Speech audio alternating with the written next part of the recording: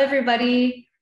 Welcome once again to Zpryme and CPS Energy's City of the Future monthly series.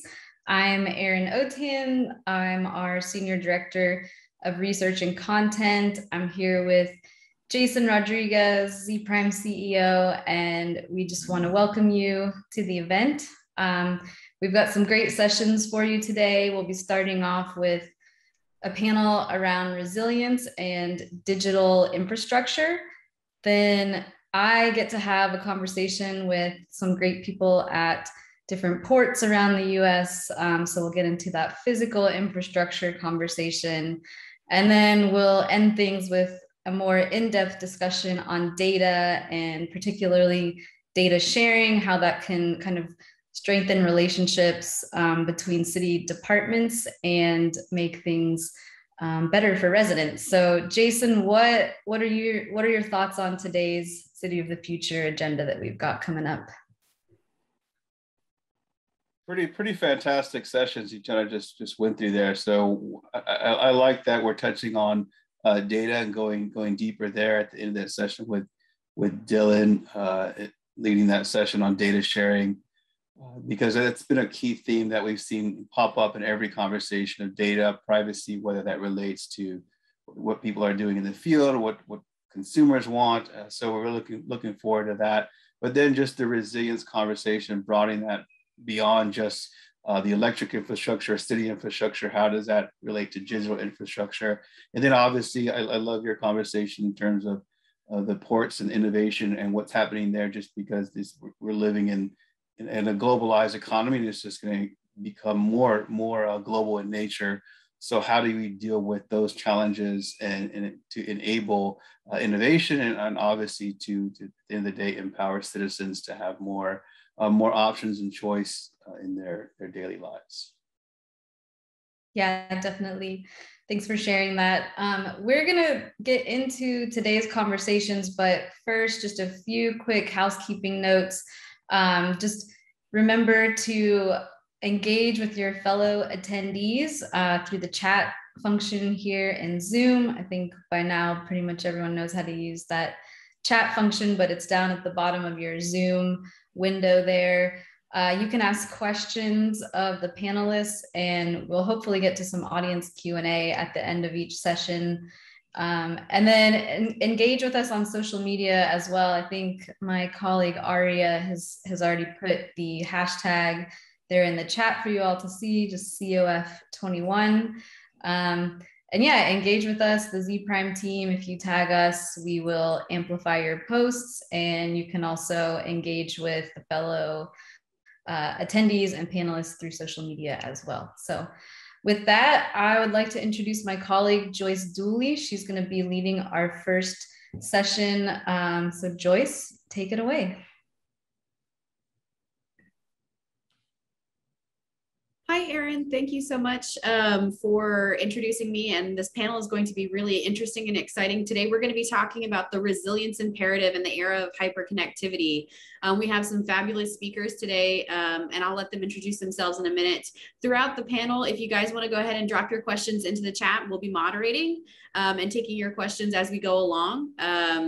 And so with that, I would love to bring up the rest of the panelists and maybe have them introduce themselves. Roshini, would you like to kick us off? Hi, everyone. Thank you, Joyce. Thank you for having me in this wonderful panel with some wonderful panelists, as you can see.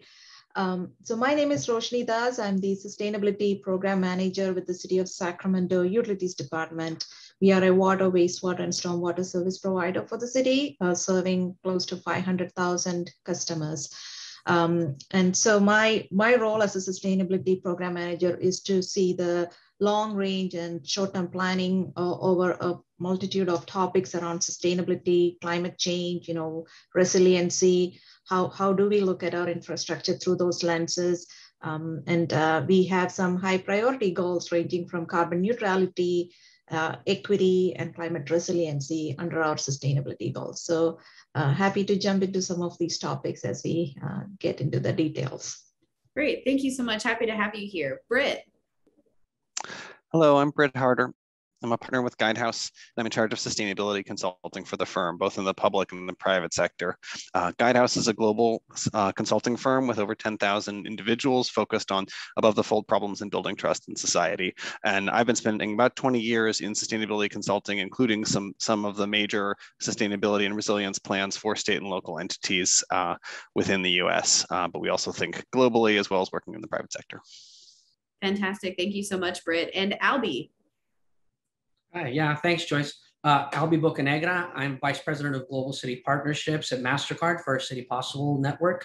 I look after our City Possible Network, which is a network of over 300 global cities, where we really bring our cities together to focus on some of the most pressing issues that cities have today, including sustainability, financial inclusion, mobility, and many other challenges that cities are facing, and really kind of bringing the discussion down to both the hyper-local level and then applying it to like global policymaking and global decision-making so we can kind of better align with our cities and ensure that they're being supported. Really proud of the work that we're doing here. We work with cities from all around the world that have a lot of shared challenges, but also like a lot of very unique challenges, either because of geography, population, et cetera. And so, it's a very exciting work that we're doing, and really, really happy to be here today to share some of that. Prior to this, I was the interim chief technology officer for the city of New York for some time, where I was focused on digital equity and kind of meeting the residents at the intersection of people and technology and ensuring that there was the equitable rollout, making sure that all New Yorkers benefited from the technology that they participated in every day. Before that, I also worked for the city of San Francisco, so a little bit of municipal leadership experience behind my belt, and I'm excited to be applying my learnings from that work into the work that I do today at Mastercard. It's really nice to meet everyone, and yeah, excited to chat. Yeah, no, so like I told you guys, I think this is going to be a pretty kick-ass panel. We've got some really great representation here between industry, government, and a nice blend of the two.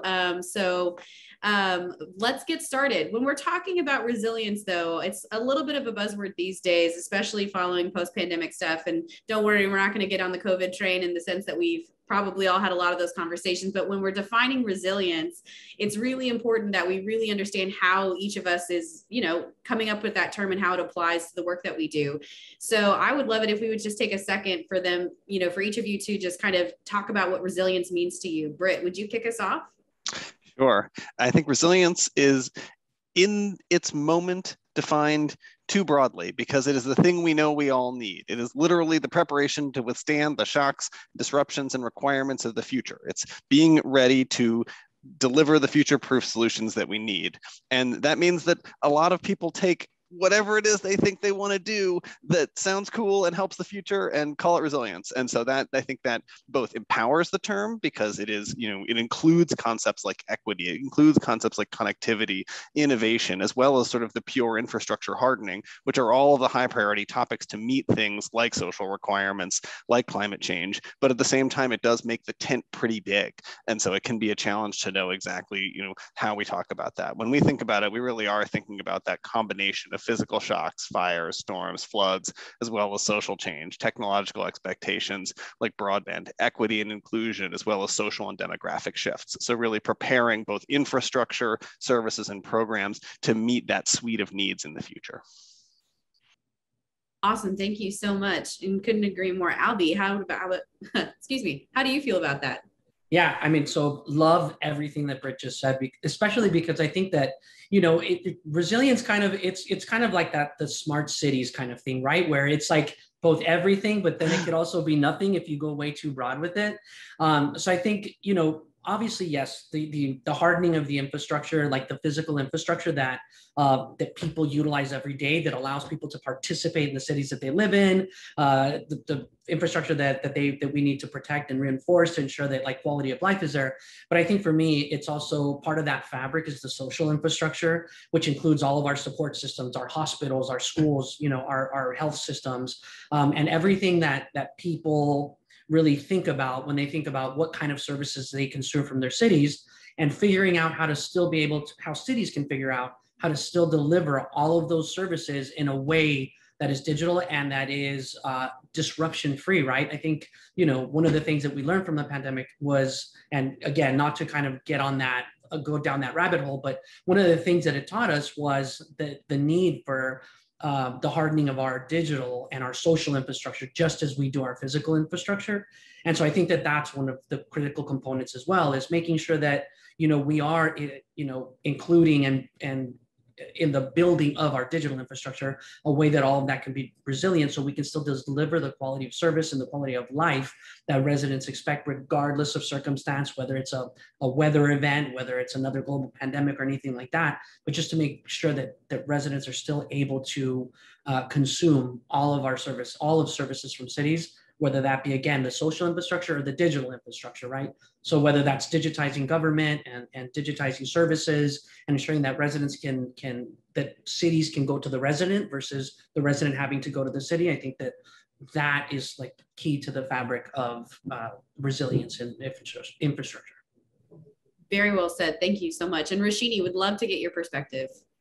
Yeah, kind of in the middle of the, you know, critical physical infrastructure and the services that we provide, there's a little bit more, resilience becomes a little bit more of a tough topic for the cities to take on. You know, Alby and Britt gave that overview, high level overview. And when Alby talked about how the cities have to bring the services to the customer and the customers have to be ready to take it on, right, and consume the products.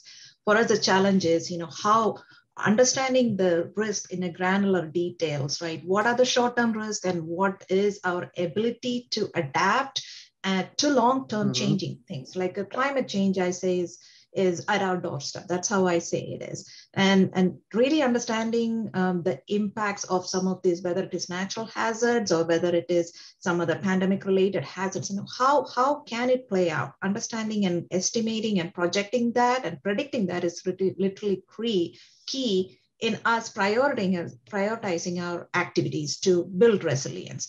So for us, it's like, you know, we kind of have to look at probability of risk, understand the consequences, literally build out a framework of literally playing it out like a decision tree. Okay, these are the risks, whether it's a wildfire, whether it's a drought. How can we build up resiliency against each and every one of them? Because the nature of the services that we provide for the city is critical. It's water, it's fire, it's police, you know, it's so many critical elements that sometimes people cannot survive without. And for us, it's resiliency is getting into the details, building up capacity and addressing, projecting those, you know, risk in a much detailed manner and say, okay, this is how we can address it. This is how we build up our infrastructure, whether it is a pump station to be, you know, 5 feet high so that it doesn't get flooded out. And those are the pieces that mean resilience for the city functions. Awesomeness. Thank you all so much. Okay, so before we get into some more of the technical questions, I think because we have such a varied background on the panel today, it would be really great if we could talk about, you know, taking a minute or two for each of you to share a recent project or initiative that is around this hyperconnectivity or this resilience imperative. Alby, would you kick us off? Yeah. So yeah, I mean, I think that one of the things that we are most proud of, or one of the things that we were able to react to in the past year that was really important was really around that social infrastructure. The social infrastructure and a little bit of the digital, being able to touch on both. And so one of the things that we did was, like, during the height of the pandemic, I mean, cities were just coming to a halt. And one of those cities that came to a screeching halt was the city of Los Angeles, which was really, really impacted because they have such a large community. And not only that, they're a large city and they're a dense city, but they're also very spread out, right? So, you know, when you look at LA County and how spread out it is and how many pockets of communities and how difficult to reach some of those residents could be, it posed, a million different challenges. But one of their main one was that many people were affected from job loss, having to shut down their small business, having, street vendors who would it is part of the fabric of Los Angeles economy, is the street vendors, small businesses, and small mom and pop shops. So, many of those folks were affected. They didn't have any income coming in. Support services were very limited, again, because the city had the huge challenge of reaching out to residents and being able to connect with them. And so we partnered with the LA Mayor's Fund to create what's called the Angelino campaign. I don't know if you had seen it on the news or had heard about it, but essentially the city of LA, the mayor's office, along with the mayor's fund, said, you know what, we are going to provide support to our residents, and we're going to find a way, number one, to raise funds. And the second thing is to be able to distribute those funds to residents that need it the most, to those that were affected the most by the pandemic. And so they started the Angelino campaign. One of the key challenges was creating a fundraising platform to be able to support the donations. And so what we did is we tapped into our network of partners, and we created we utilized some of the technology that Mastercard already has and some of the platforms that we already had. Number one, created that fundraising platform, but also they needed a way, once the funds were raised, is how to physically distribute that money. Because if you think about it, with City Hall not being able to operate and some of these municipal buildings not being open, it was about getting to the resident versus the resident coming to the city. And they recognize that. And so the second component of it is, yes, we can raise money and we have a great community and people will respond, but how will we get this money to the people that need it the most in the way that's quickest? And so the second part that we did is, we created a card program where money would be able to be loaded onto that card and it would be able to immediately be delivered to residents by the city. And so, we raised the money, we created the platform for fundraising, and then we put it into reloadable prepaid cards. And so we provided a model for how cities can quickly react to a critical incident like the pandemic. But what we truly did was we created infrastructure. We created digital infrastructure. And that's the thing I think that's the most important. It wasn't just like the raising of the money and being able to put it in people's hands, but it was creating a platform that could be replicated regardless of what type of incident is. Now they have number one, they have a platform to raise that money and to use it for other purposes. But the second part is now they have a vehicle that once the money, or in other cases, it might be a municipal service, whether it's like a housing voucher or a refund or anything that could be important to people or business. So now they have the mechanism to be able to distribute that money as well. And so by creating that, it was reactive, right? And we did this in a very quick turnaround. I believe it was about 8-day turnaround to get this done. But in those 8 days, we created something that's gonna outlive the incident, right? So that has now become a part of LA's municipal infrastructure, digital infrastructure, that they can now be able to have a support mechanism to get to the resident in case of, next thing it could be, a weather incident, a wildfire, an earthquake or something that will kind of halt, but it's not going to stop the city from being able to provide critical services to residents, because that card can definitely be scaled and more functionality could be added to it. And now we can, either load money or, turn it into, an access card or something that is going to allow LA to get to the resident, get to them quickly. And it also creates a communication channel, because now there's a two-way communication between the resident and the city via this platform. And so really proud of that work we did. Again, it's going to outlive the incident, but it is now, I would say, a key component of LA's digital infrastructure and social infrastructure. That's fantastic. Thank you so much for sharing that. And I know that there are a lot of, for whatever reasons, right, like as climate change continues, and we're going to get into that a little bit, the likelihood that there are going to be more incidents where people and communities are going to need to rely on those kinds of platforms and services, unfortunately, will be there. But like, it's great to have a framework established, especially in such a large city. So thank you so much for sharing that. Roshini, would love to hear about you and your team. Yeah, and so an example of water utility, I wanted to highlight that effort, right? On the water utility side, how we are leaning into hyperconnectivity is through our smart meters. A lot of the city water agencies are getting into these smart meters installed. And what those meters do is that they provide us tons of data points. They give us hourly water use and exact data. Before it was, these were analog smart meters, not able to, until somebody went into and checked those systems. We never got those data ahead of time. We had to have meter readers and whatnot. But with the smart meters, the capability is amazing for the water sector. What it does is, we can detect leaks, for example. We know if there is a continuous constant water use, and that impacts our customers, we can let them know. We have set it up in such a manner that we send out automatic leak notification, thousands, 10,000 letters are sent out over a year. And what that helps is the customer can react quickly and respond to those issues, because these can be financially crippling effect. Once those leaks kind of bombard, kind of build up into something bigger. So this project, we have been working on this project for some time, and we are set to be completed by 100% meter by end of this year, early next year.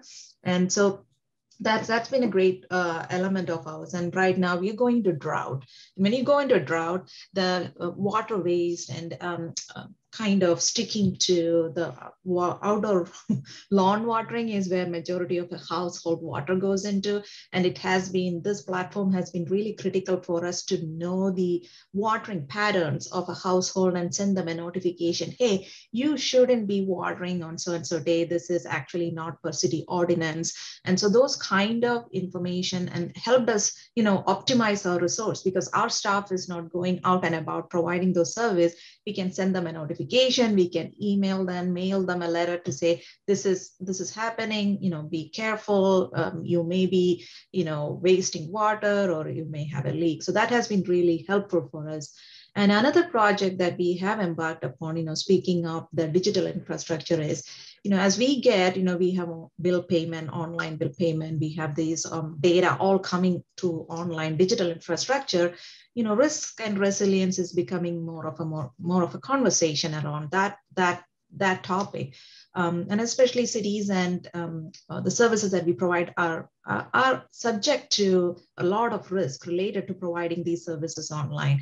So there was an America's Water Infrastructure Act, federal government asked us to do a risk and resilience assessment. And that exercise was very helpful, because we went into looking at malevolent acts, sabotage from unauthorized access, cyber threats, how can we respond, and came up actually with emergency response plan. And this also gave us a better understanding of our vulnerability and where we could strengthen our cybersecurity and whatnot. So I'll leave it at that on the water utility side. Later, I'll highlight some of the citywide approach on the digital infrastructure. That might be helpful later on. Fantastic. Thank you so much, Roshini. And Britt, we'd love to hear about your projects. Sure, thank you. And I want to share and think about the two of the things that Alby and Roshini have said before we sort of get into our experience. Alby's point about outliving the incident is crucial and really important. How do we take moments where something happens, it raises awareness, it generates one-time funds, whether it's CARES or other sorts of funding streams like that, and create something that doesn't just meet that moment, but prepares us to be resilient in the future to improve our outcomes. And that's really one of the things we're focused on. And to Roshini's point, she made some really wonderful ones about, how do we use hyperconnectivity as a way to improve our resilience.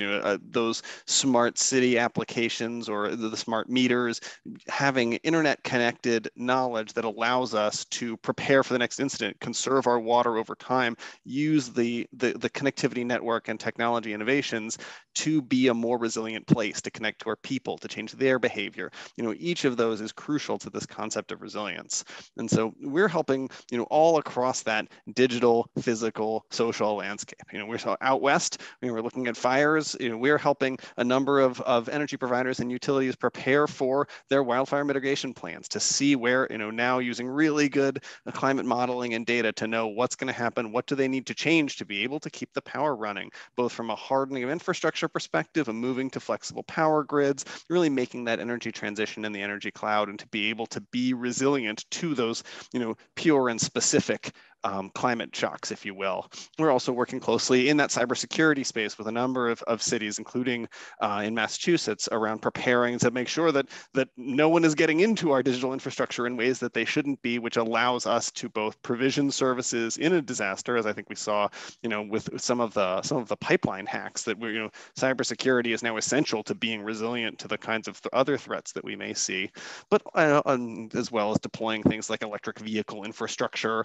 in places like Denver in an equity context to make sure that we're able to have the infrastructure that is resilient to the climate and regulatory requirements of the future, that we have the kind of stuff in the ground that's going to allow us to be the kind of city we want to be.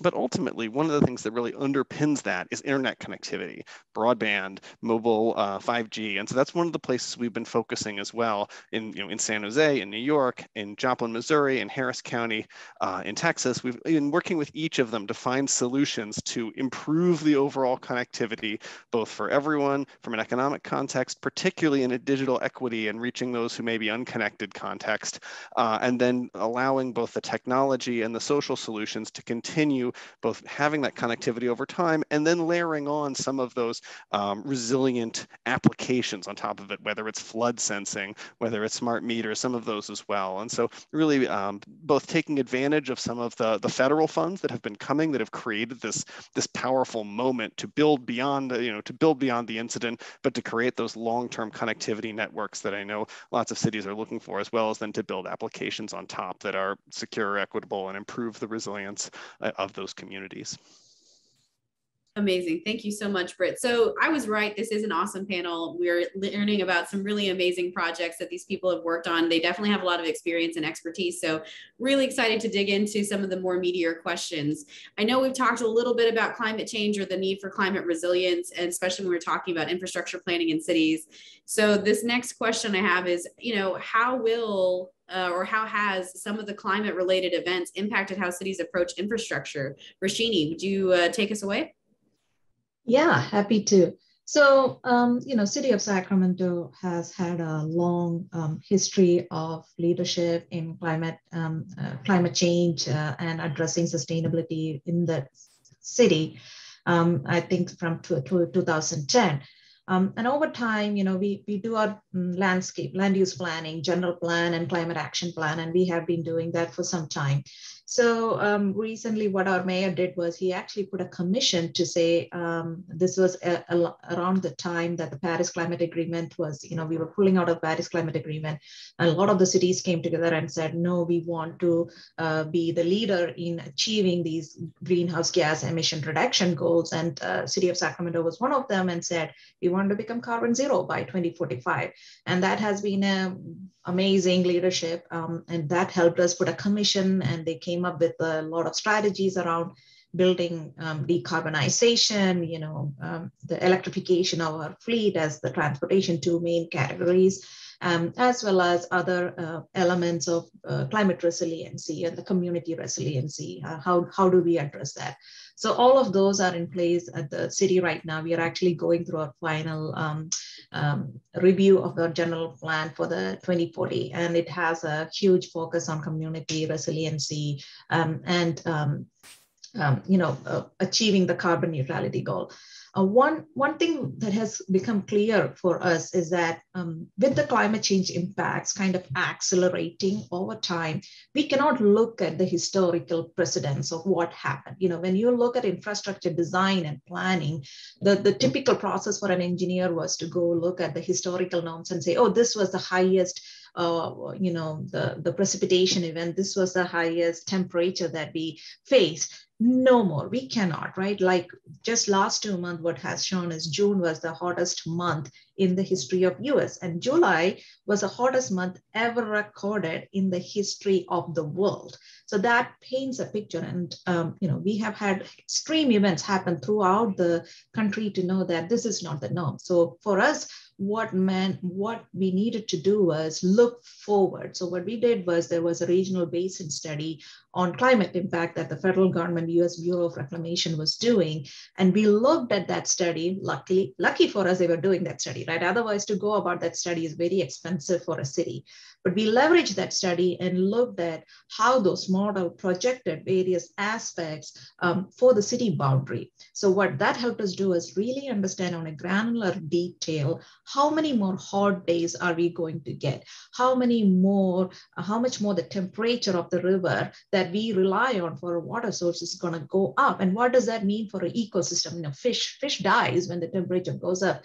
And then when you have more and more hot days, you know, the vegetation up the mountains, upstream from us, the Sierra Nevada dries up and catches fire. We are actually facing a big fire in the Tahoe Basin right now. It's actually leading into the Tahoe area. So all of these concerns, what brings us is like, it could be happening farther away. It could be happening in our boundary. The implications are real life for us. Right now, we did that climate study and we actually developed a tool, and that will tell us, okay, project us how many more 100-degree days, and it will say, okay, 2070. If it's a wet weather, whether it's a central tendency or a dry weather, it will tell us exactly that detail. How much water temperature will go up, and that has been extremely impactful for us to know, because we can get that planning, get that thinking hat on for our engineers and say, this is how we plan for the future of the climate change.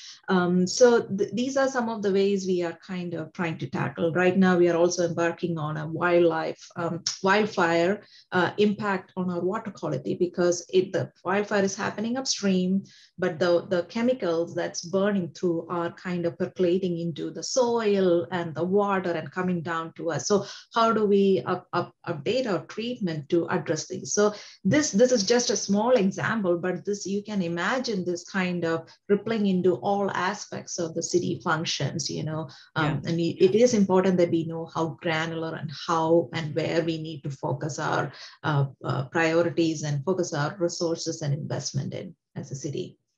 No, thank you so much. I mean, it's such a critical issue that has wide sweeping implications on how all of this can be impacted. And thank you so much for kicking us off. Britt. I love the way Roshini was talking about that, both in terms of the specificity of the planning and the experience of the harm, because I think that's the number one thing that's changed. How has climate planning changed for cities? It's immediate. I mean, over the last 2 decades, for so long, climate planning was performing the act of thinking about it and then kind of setting it down, because that was about the level of electoral priority that it required. You couldn't ignore it, but solving the problems were massively expensive, and the benefits were going to accrue over decades when none of those sort of short-term challenges would be present. And so it tended to fall down the priority and investment list, both because of the dollar size and the time of payback and the immediacy of harm. And now that immediacy of harm is tremendous, and it's immediate, whether it's a wildfire, whether it's, I think the pandemic has really changed the way people think about, if you want to call them black swans or gray rhinos or whatever, these sort of unusual and harmful events that change the way we live. And so it's really brought that to the forefront. And that's been twinned also with new streams of funding as the Biden administration has come in, both in, we've talked about CARES, American Jobs Plan, all the things they're signaling about decarbonizing the electricity sector. That's now making it possible to make the kind of climate changes, both in terms of mitigation, not giving off as many emissions, as well as adaptation, preparing for fires, preparing for floods, preparing for pandemics that we might not have been able to do otherwise. And so it's really come up the priority list, and you've seen a lot of cities be able to make real changes, to build things, to build networks, to build flood walls, and to start to really focus on, are there people connected? Can they reach those low-income people who don't use their internet, people who speak other languages? How can they have the kind of preparations and structures to be able to support them? Because we need that today. That's not just a maybe someday. We now know that we're going to need that to keep people safe and keep the city thriving in the next year, 2 years electoral term. Agreed. Thank you so much, Britt. Definitely a really good perspective to have, and especially since, municipal infrastructure, whether that's digital or otherwise, really is heavily dependent upon the energy sector. Having those things in alignment, especially moving forward, is going to be more critical than before, particularly from a management perspective. We do have No, we're going to let Alby finish this question up before we get to the first question coming in from the audience. Alby, would love for you to wrap this one up. Yeah, I'll be brief. That way we can get to the questions. But look, as evident by Roshini's responses, cities are becoming hyper aware of their environmental impact and the infrastructure decisions they make and how that has an impact on the future, right? I think that now cities are building resilience to outlive administrations. And so I think that's what's super important. It's not because, you know, these three things are a mayoral priority or because these three things are like fit in the budget or what have you. Now it's thinking about, you know, the projects that we do today, what's the impact in 10, 20, and 50 years? And how can we use these infrastructure projects to bring down our carbon footprint? Whether it's, you know, trying to find, you know, multi-purposes for one infrastructure project, which is like including green spaces into their infrastructure development or into their built environment somehow. But I think that what's happening now is you're seeing cities are taking a much more active and a much more future thinking role in the environment. And I think, I mean, I'd love to see it. I think, you know, for me, I'm biased because I worked in municipalities and I love cities and I love mayors. But I think that we are seeing the criticality and the importance of the role of the city when it comes time to make these really big impactful decisions that are going to have long-term effects. And cities are taking that responsibility wholeheartedly. I think, you know, Britt mentioned a little bit about, you know, the previous administration kind of leaving the Paris Agreement and cities having to step up. And Roshini mentioned this too, as well, as cities stepped up to the challenge and said, well, you know, if at the perhaps this time at the federal level we're not there, cities are going to step up and we're going to do our part to plan for a better future. And so it's created now this you know, not just a top down but a bottom up approach to sustainability and really thinking about the decisions that cities make today and the investments that cities make today and the impact they're going to have on our future. And so, you know, yes, I mean, super excited about what's happening. It just gets me really jazzed up about it. And so, yeah, I mean, this whole panel's getting me jazzed up, man. Like, yeah, this is the best ever. This is a great panel. Yeah. And I knew it was going to be. Oh my gosh. Yeah. I mean, really great points, everybody. You know, one of the things that you bring up, Alby, and I mean, you all have kind of touched on this, is the governance aspect of, or the structure of how people are approaching their smart city projects. And like, when you're looking at resilience and infrastructure, whether that's digital or physical, you know, getting trapped in those local electoral cycles, you know, you can't manage a city that way. It really needs to, especially with like long-term vision and how we need to be prepared. I think it's nice to see that shift moving out from underneath, you know, that 2-year cycle into longer term planning, especially moving forward. So, and this question coming in from the audience actually touches on that.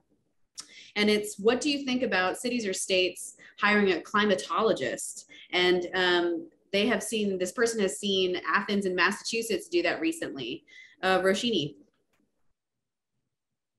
I mean, yeah, it's a great idea, right? And we have so much needs within the cities, right? We struggle with kind of data that we can already have, and how can we leverage it? When we embarked on the climate study, that was a big thing. You know, how can we do a climate study? When you look at it, it would have been good to have a climatologist in the department or in the city to help us navigate through these various climate models out there. You know, the authenticity, the accuracy of them varies. So there is a lot of confusion and consternation about it, because people are worried, is this the right projection? And because it is still a projection, and as we take steps, these projections will change. So I think it would be good to have a climatologist to keep an eye on the projections and how they change, and so the cities can be reactive to that. But it all comes down to funding and resources and where the priorities are. You know, we have a small group. Most of the cities, you will see that unless it's a big city like LA and San Francisco, sometimes they do have a whole office set up to manage these kind of thought processes, and they are able to acquire them.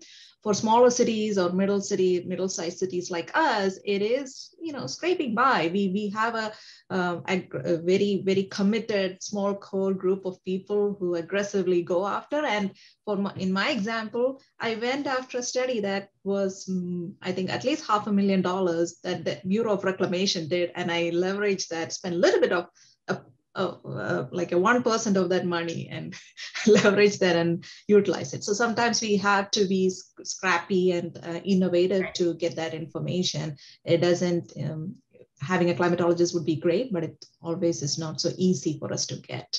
Fair enough. Thank you so much. Alby. Yeah, and so this alludes to my previous comment about how much I love mayors. So this is something that's happening, right? Is now that you're looking at cities, if you looked 10, 20 years back at the responsibilities of a mayor, you had like 5, 10 things, right? They had to keep the streets clean, keep people safe. Like there was a certain criteria that like, these are the things that mayors care about. But now mayors have to be experts in climate. Now mayors have to be experts in broadband. Now mayors have to be experts in sustainability and resilience. So now there's like this whole slew of additional responsibilities that mayors or cities, when I say mayors, I really mean just kind of the entire city ecosystem, is they have to be now experts in a whole bunch of other things. And to Roshini's point, the budgets and the way that cities are built in terms of city leadership isn't always built for creating these cool new positions and bringing on. And so some cities will have resources like that. And they can create, a chief climate officer or, chief sustainability officer and an office, and so you got some cities where you have like one office of innovation that's doing like 100 different things. So I think that the way that some cities could kind of explore this, like medium, small cities, even the large cities, is finding partners that are experts in this area, matching yourself up. There's partners, there's philanthropic organizations, there's, organizations that lend data and expertise to like tackle some of these big problems. There's City Possible, who kind of brings the thought leadership component of it and kind of tries to find the partner. But I think that's part of that scrappiness and that part of resourcefulness that cities are really good at, is just really finding what's out there and bringing those resources to them if they don't already exist in the city. But the responsibilities are like 10x from, Right. what mayors had 10, 20 years ago. So things are changing and we have to adapt. No, absolutely. Britt. Mm-hmm. So I think you're both speaking about really great points, which are, hey, how do we get the governance right? But now that this is a new set of responsibilities that is cross-cutting across departments, how can we find a way to allow and empower cities to manage these issues effectively? And I mean, I think back to Rockefeller and 100 resilient cities, and they put chief resiliency officers in a whole bunch of cities, and those people were incredibly smart, and they were great scientists, and they could do projections, and they were often not well connected into the governance of the city. So they became these sort of brilliant Cassandras who were saying what was needed, but not empowered to do it. And so it was a great idea, and it really got the concept of resilience governance moving forward, and was incredibly groundbreaking. And so what we're seeing in the evolution then is making sure that you're embedding those needs and those plans into the operational lines, processes, technologies, KPIs of the core organization. That resilience is, doesn't live over on the side. There's resilience in the water department, resilience in the water utility, resilience in education, resilience in energy, and so resilience in Department of Public Works, in parks. And so making sure that each of them knows, which parts of this are relevant to them, and sort of to the questioner's point, having relevant projections for what's going to happen, and then embedding the governance to drive the changes needed.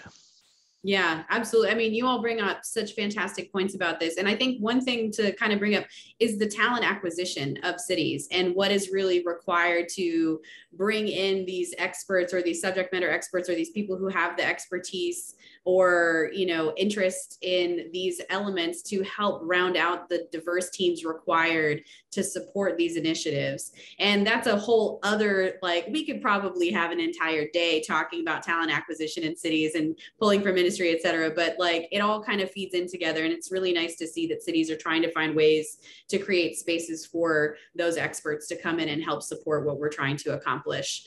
We've got about 7 minutes left. So I definitely want to get to the next question, but this is going so phenomenally well. So thank you all for your expertise on this. I want to kind of talk about, we've got time for about 2 more questions. So how will the future planning for cities be impacted by the growing reliance on digital services? Britt, Would you take that one?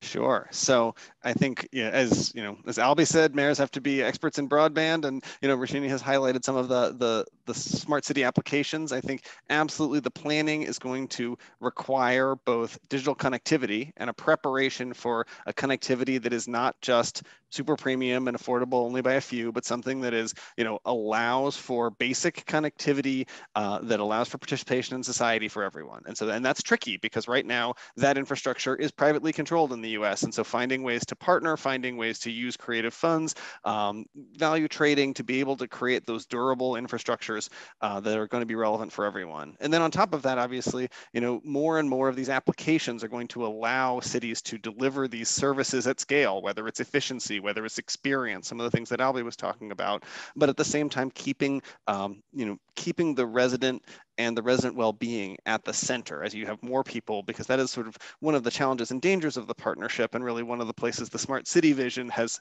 foundered is it became too focused on a high-income individual, on the drone delivering the latte, and not on the delivery and administration of the well-being of the variety of people who truly live in a city. And so, underpinning that digital connectivity and laying over a number of applications that allow for experience and equity, and an improved overall well-being. Thank you so much. Alby. Yeah, so I mean, 100% echo what Britt just mentioned, but just to add one more layer on that, it's not just like building out the access to digital and building out the infrastructure, but ensuring that the consumer, which is the resident, is literate on these digital experiences, making sure that every single resident can take advantage of this great digital infrastructure that's being built out. And so that experience has to be accessible, and it has to be available to everyone, and it has to be a seamless experience, right? Because if you have 50 different departments or 10 different departments in a municipality that all are running on different systems and none of them communicate with each other, it actually confuses the resident, has the possibility, and then there's no really good data being shared between, and so there's no shared learning like agency to agency. And so I think that's a super critical component of that, right? Is what information are we getting today from this experience or from this project or this program that could be useful to us next year, the year for that, after that, and after that, as we're planning for the future. And, the underpinning that should be is build, like as Britt mentioned, building all of that around the resident, around the user, and making sure that from the least knowledgeable to the most knowledgeable, to the people getting their lattes flown in on drones, to people who are just trying to get the very basic government, services from their government, that they're equally able to, on equal footing, to be able to consume. We are definitely going to be digging more into that part of the conversation here next. So thank you so much for bringing it up, because it is a very crucial element to what we're all discussing. Roshini. Yeah, happy to take this topic. It's a big topic, like Joyce said, right? The planning for the cities has definitely changed. We have tons of initiatives around digital services, from our online bill payment to smart meters. We talked about there is a digital city hall approach we are embarking upon, where everything on the city is accessible to anybody coming to the city hall, available there. There is an open data platform where you can look up services and the services provided by various departments of the city at that one click. But it's also a challenge, like Britt mentioned, equity is a challenge. We do struggle with, when we talk about online bill payments, we want to go completely digital, but we cannot go completely digital because of the challenge with the low income and the digitally challenged part of the community. They will never get there. And then we got to think about multilingual aspects. And when we, on our online platform, we want to use Google Translate. But if you ask any of the other language speaking people, they'll tell you they hate those translations because they are never right. So then we are also manipulating the system in such a manner that, yes, that is available because there are like 110 languages available there. But we also look at our demographics and say, how can we make our services accessible to that community, right? And at the same time, while we go digital, the planning for the city is also thinking about how we need to think about how we use that data. how we use that data in an effective manner that it's useful to the customer, that we can provide services in a better manner. For example, when we went into the digital strategy of doing 5G, the concern was, we need to make it accessible. So there was, the city completed installation of Wi-Fi in the parks program, and bringing the total of like 27 city parks with free Wi-Fi, so that all these digital services can be accessible to all parts of the community. So there's, and the other component is, when these data come in, I talked about the analytics part of it. We were thinking of doing machine learning, so that because there's tons of data, not enough time or resources for us to go through this data and understand where our gaps are. So we are even, I know some agencies have already done this on the water sector. They do machine learning to look at pipe breakages in the future, do predictive analytics to get there. We are looking at those kind of opportunities. How can we get ahead of the game with this wonderful data coming to us? So it's a big topic, lot to mention, but I'll stop here for the time being. No, that's okay. Thank you so much. So we have just 5 minutes left in the conversation, and we're going to probably talk about one of the more meatier things to discuss around equity, but how all of this is impacted, and how, maybe we can combine a couple questions like the equity discussion and all of this hyperconnectivity and digital resilience and physical resilience, but also how that's going to be impacted by 5G. So how those things kind of come in together. And I would love, who's going to take that question? I would love for Alby to kick us off with that one. All right. So then I'll be quick. That way we can get to all of it. So I think, look, on the equity component, I don't want to say it's easy, but I think that there's a couple of things that should be done when we're making sure that we're reaching out to our most vulnerable communities and making sure that everyone can access the benefits.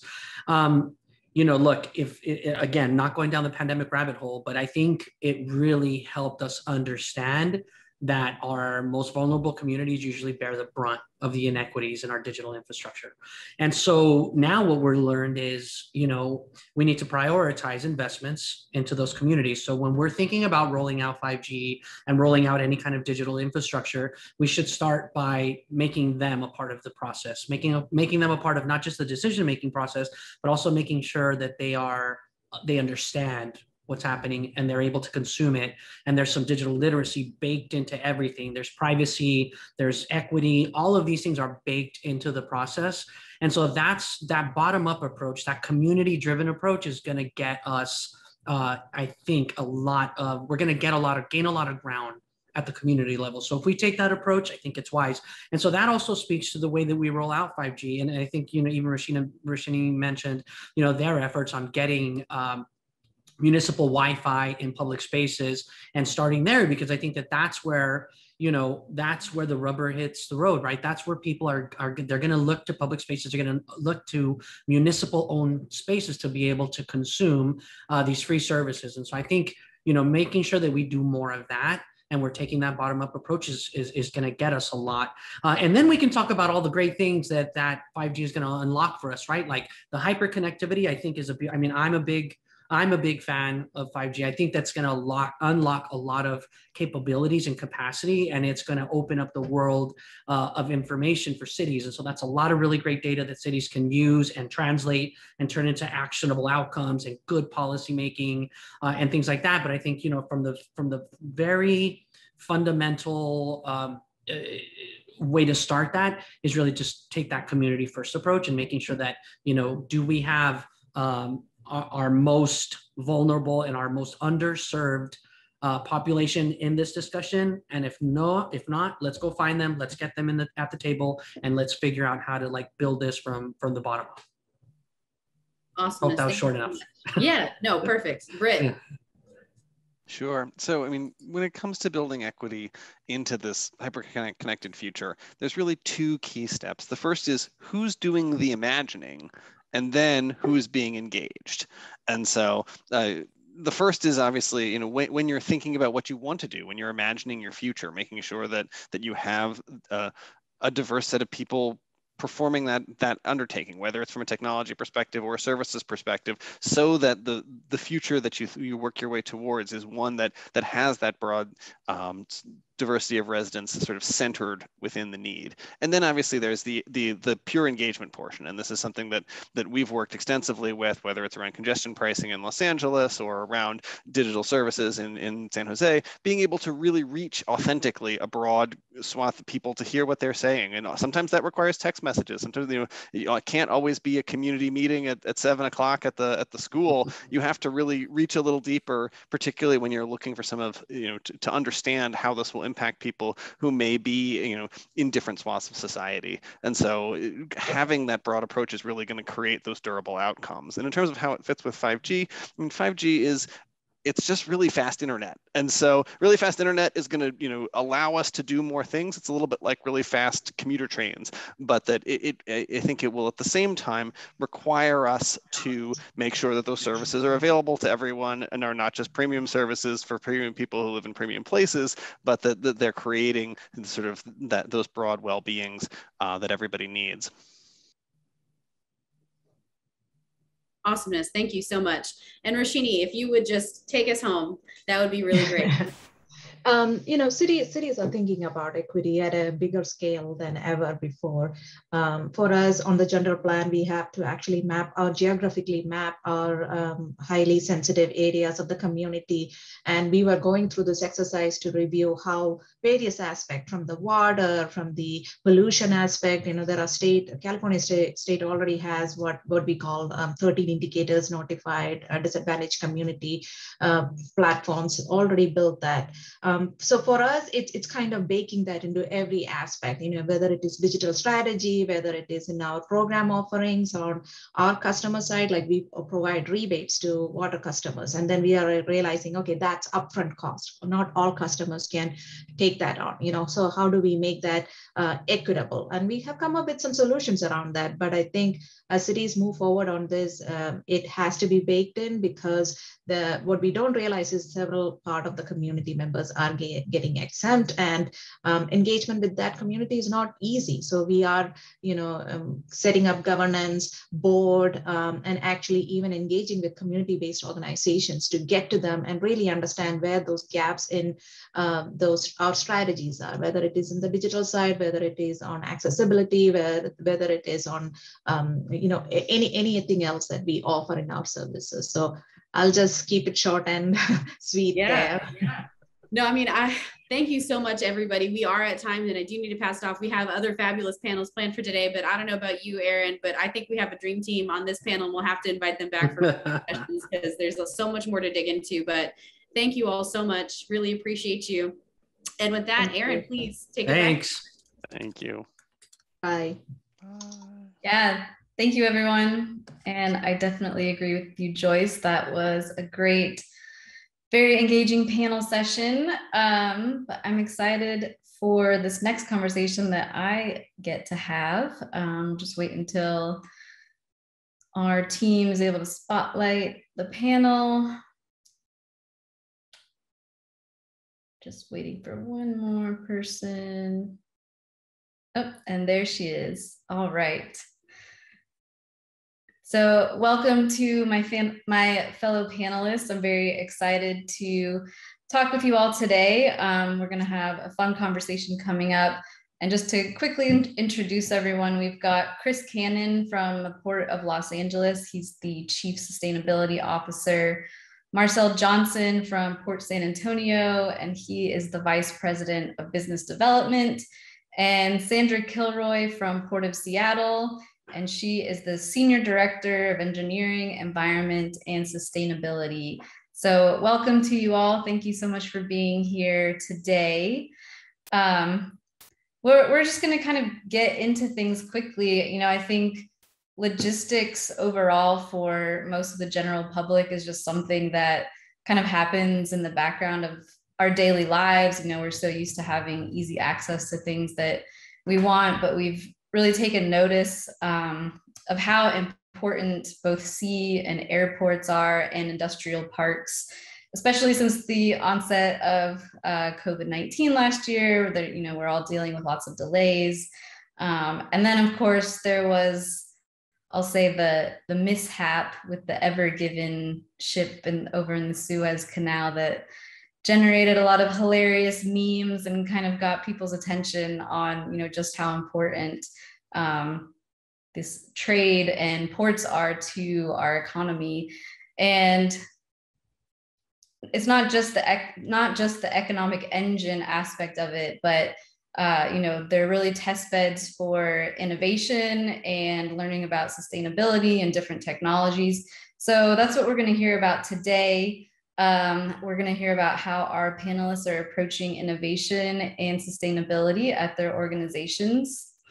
And Marcel, I'll go ahead and start with you. My first question is for you, and you can kind of introduce yourself and then get into the answer to the question. But so Port of San Antonio is a little bit different. It's more of an industrial park, and you actually referred to it as an applied technology park. So I was wondering if you could tell us exactly, what that means. What kind of technologies are you bringing into the park, and how are they benefiting San Antonio, really from an economic development perspective? Sure, Erin. And first, let me say thank you for the opportunity to be here and to join the group and to talk about our campus, our port, which is, as I described in our early briefing, a little different from everyone else's location. So Port San Antonio, first of all, is the former Kelly Air Force Base that has been repurposed by the community for commercial and industrial use. And so as a former air base, obviously there are a number of assets there that would be ideal for industry. Among them, there's an airfield.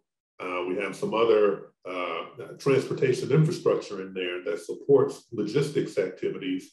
But most of the logistics on our campus are in support of industrial activities. So less about just shipping and distribution, more so for supporting the aircraft maintenance, modernization, sustainment work of our customers such as Boeing and Standard Aero, Chromaloin.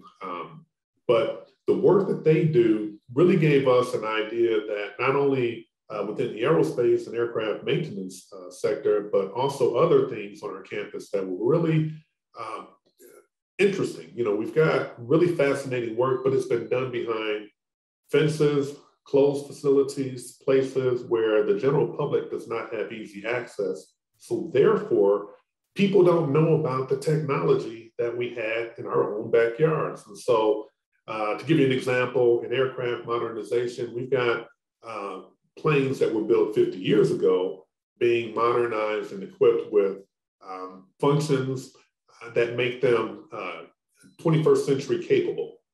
So we're talking all the latest avionics, all of the sophisticated electronics that allow for our whether it's for the government or for the commercial sector, for people to enjoy those capabilities. Similarly, we've got a long legacy in cyber operations dating back to World War II, and through the years, it's evolved into what we describe today as a cybersecurity type mission. So that, and if you think about the incorporation of cyber tools into virtually every industry, that's where we come up with the idea of the applied technology. A lot of these industries now, they don't operate in a silo. They're all part of systems, and they're all connected. And so our goal was to bring some of those technologies that have existed on our campus for years into a common place, a common area where there could be some collaboration, there could be some learning that could occur among some of the various customers and members of our community, the entrepreneurs and the creative class, if you will, could see for themselves and also contribute to further developments, maybe contribute to prototypes, and further expand and evolve what we, like I said, have described as an applied technology campus. Great, thank you so much for that. And yeah, I've been going down to San Antonio over the years. You're just down the road from me in Austin, the past probably 6 or 7 years for different projects and things. And it's just been really great to see the city kind of develop into this technology leader. So thank you for sharing that. And Sandra, your port in Seattle, you've got what you call a Maritime Innovation Center. Can you talk a bit about what kind of innovations or initiatives that you've seen come out of the center so far? Oh, I think you're muted, Sandy.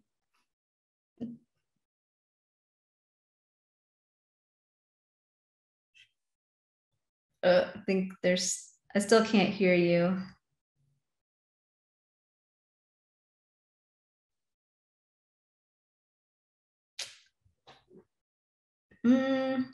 Still don't hear you. I can ask Chris a question. You can work on your audio issue there. So Chris, you on our prep call that we had last week, you mentioned this concept of market making and how specifically for technologies that reduce carbon intensity. So could you sort of elaborate on what you mean by that market making, and how you're working with other partners to establish these sorts of markets? Sure. Can you hear me okay? Am I coming through? Okay, yep, good. I can hear you. So the issue for us is really, in the last few years, we've done something called a Clean Air Action Plan, and it's something that we've done since 2006, where we identify various programs to reduce emissions from the major sources at the port: the trucks, the trains, the ships, the harbor craft, and the cargo handling equipment. And we've had great success over the years at reducing emissions from those various source categories. But in 2017, we completely turned our attention to climate change. Really, in our view, climate change is probably the biggest crisis facing the world today after COVID. And we really, really need to do something about it immediately. We set zero emissions goals for ourselves for our cargo handling equipment by 2030, and for the trucks, the drayage trucks that service, back and forth at our terminals by 2035. The problem is that zero emission technologies are still in their early emerging stages. It's not like you can go, to a dealer and a showroom and just drive away this afternoon with a zero emission truck. It's something that is still being developed. Many of them are prototypes. They're very expensive. If you're lucky, you can get one for $350,000, but they go for $500,000, and we're testing some hydrogen fuel cell drayage trucks that cost $1 million each. And that compares with, your average diesel truck that runs at about 120,000. So to get to our goals, to get to zero emissions, we're going to have to help facilitate the development and advancement of technology. And it can't just be a niche thing. It can't just be something that we're doing at the Port of Los Angeles. It has to be something that we do with Sandy up at Port of Seattle, Marcel, and others around the country and around the world, to begin to develop and deploy heavy-duty equipment that has a reduced carbon footprint and ultimately zero emissions. So we like to refer to it as a market maker concept, where we work with our partners, including the ones that are on the calls today and others who are watching, to begin to together identify operating parameters, duty cycle requirements, and then begin to demonstrate this kind of equipment and share the results, so that the manufacturers can see that there is a market for this equipment, that they can see that there's more than just one port here or one person there or one entity here, that this is growing, that it is a very, very important priority to us all, and that we're beginning to show the operators of the equipment how it can be used, so that they can feel comfortable transitioning from a technology that's been around for over 100 years, which is diesel, to new technologies that are reduced carbon intensity fuels and ultimately zero emissions. And so we try to work as a test bed, and ports are a great test bed, because you got a lot of different heavy duty activities that are occurring at a port. As I mentioned, trucks, trains, ships, harbor cargo handling equipment, harbor craft.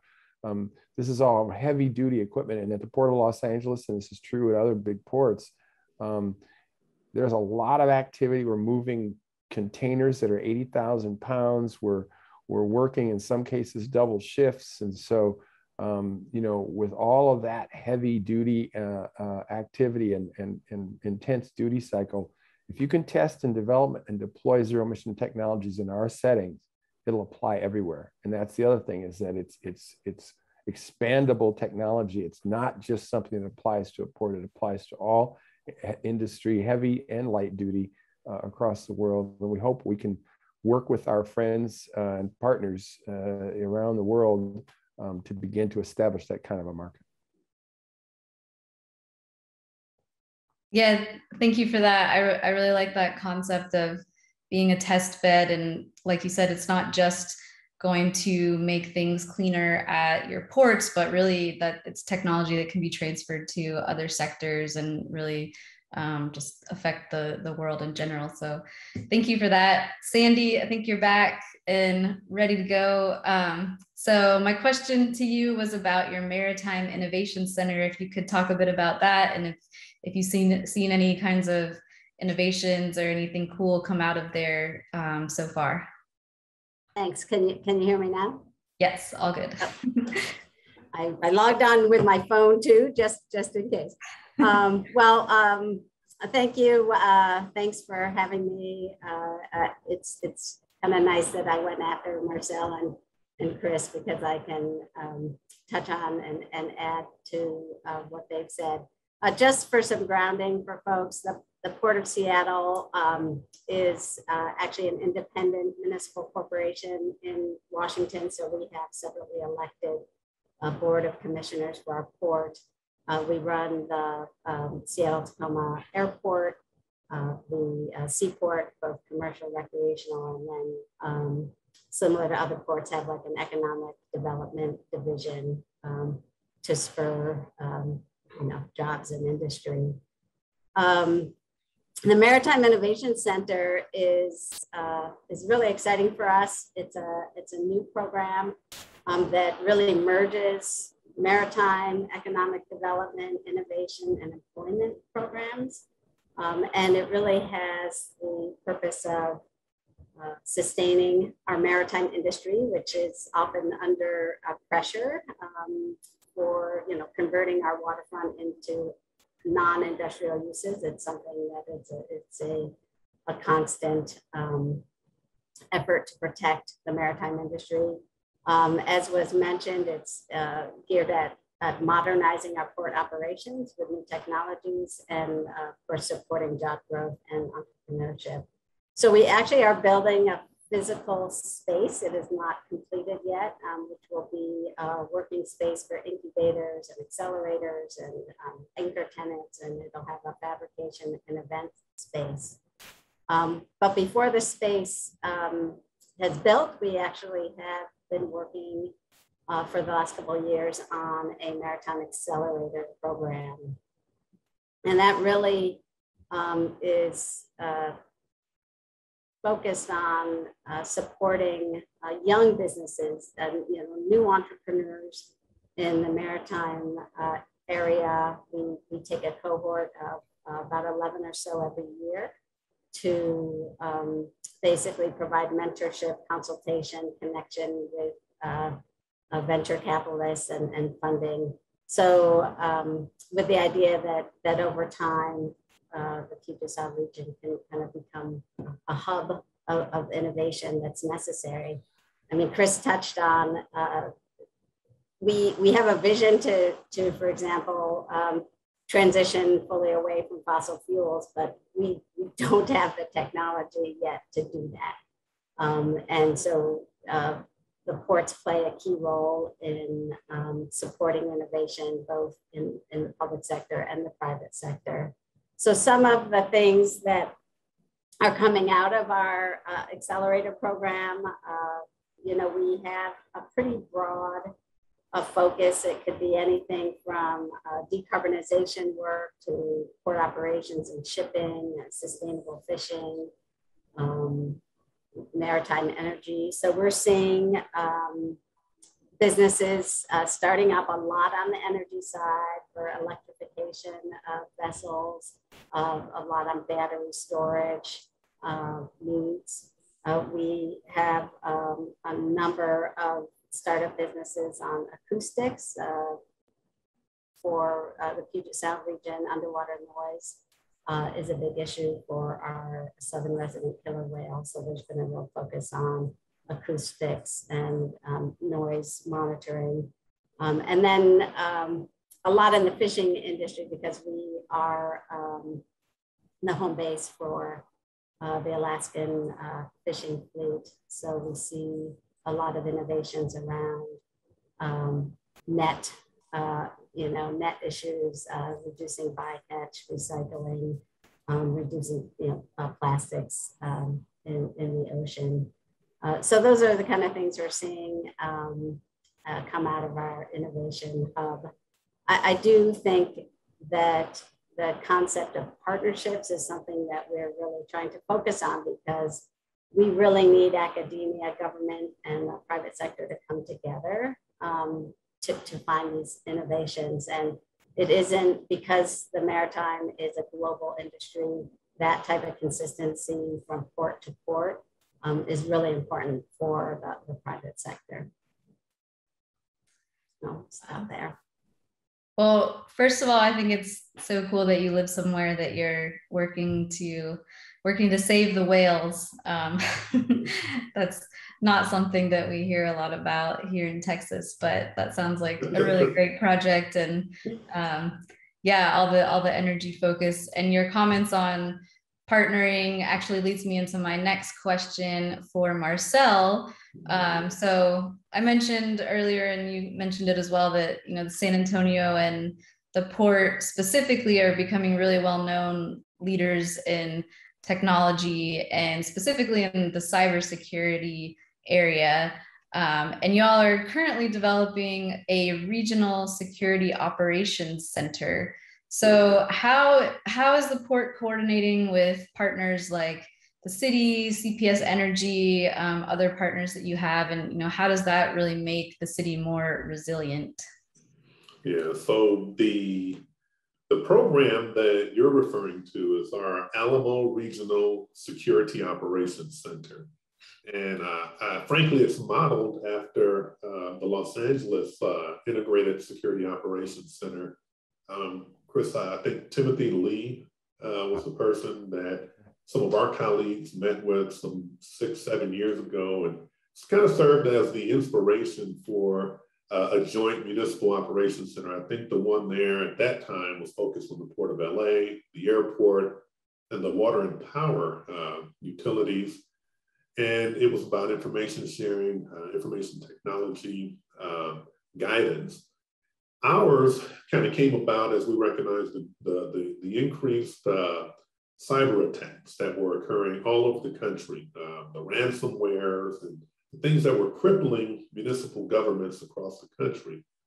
So for us, our challenge and our objective was to kind of create something of a measure, if you will, of safety and security to try to address those threats across municipal service providers, that being the city of San Antonio primarily, CPS Energy, which is a municipally owned utility here in our town, as well as our local public transportation provider via Metropolitan Transit. I think will be a partner in the future, as will our public water system, San Antonio Water System.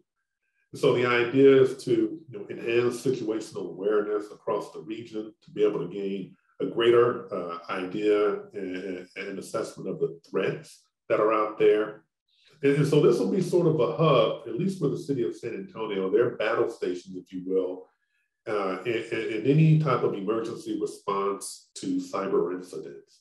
Another thing that this will do, and looking forward as we talk about expanding further and partnering up, for South Texas, I think the city has plans to serve as sort of an integrator and trainer for security professionals throughout South Texas, which may or may not have the staff or the resources, but this operations center can through connections and through communications can share information with them in real time and hopefully help them defend against, respond to various threats that surface.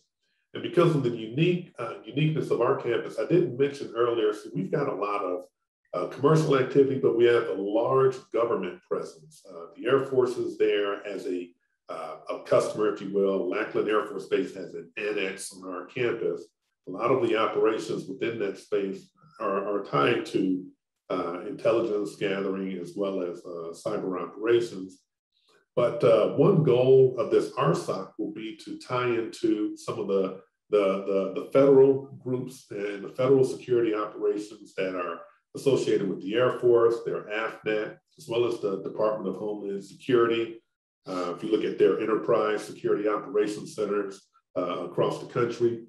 And so to sync up with them and to do likewise at the state level through the Texas Air National Guard and their cyber operations. Now you have, local, state, federal, all covered through this type of network, all proximate to one another. And these are things that can be modeled and probably replicated in other parts of the country. And so that's the cool thing about the RSOC. But I do want to take the privilege and speak on another thing that both Chris and Sandy were talking about, and that's the innovation that occurs within our ports. For years, through centuries, ports have been that type of place to spawn innovation, because you have people coming from different parts of the earth, different parts of the world, trading, exchanging ideas, and so it will spark innovation. Well, that still occurs today. And so what we have on our campus are the threads and the tenets that I described earlier. And so one way for us to be able to foster collaboration, again, among different groups that don't have a reason generally to come together, we built this innovation center that's part of my backdrop. That's going to be sort of our place to invite, to have industry days, industry showcases, tech showcases, to invite various innovators from certainly our local region, but even friends and partners from around the country to lend their expertise and to show what they have to offer. Because on our campus, we have actual buyers. The federal government's often saying, hey, where's the technology? Where's the innovation? We want to see where those capabilities are, because the commercial sector can innovate at a much faster rate than the government. So they're interested. We have large defense contractors and big businesses here that are in that same space that want to engage the entrepreneurs. They want to see what the person that has tech or some type of IP sitting on their shelves in the garage. And so they want to be able to see those things and to be able to engage and perhaps partner. And so our space will afford that, among other things. So I hope and I look forward to hopefully being able to either include, engage, or invite all of you, and certainly others who are on the call, to check in and see what the port has to offer, not as a landing spot, but just a place to connect up and perhaps find a future service provider, vendor, partner in business, or otherwise. Yeah, thank you for that. And I love that point about, for centuries, ports really being a place where people came together and exchanged ideas, and y'all are continuing that tradition today with all the more modern things you're working on. Sandy, another question for you. Could you talk a bit about Port of Seattle's, you've got a waterfront clean energy initiative, and again, working with stakeholders, and what are the ultimate goals of this initiative? Yeah, thanks, Erin. This project is really part of our long-term decarbonization effort of the maritime industry. And this is, something that's happening on many ports,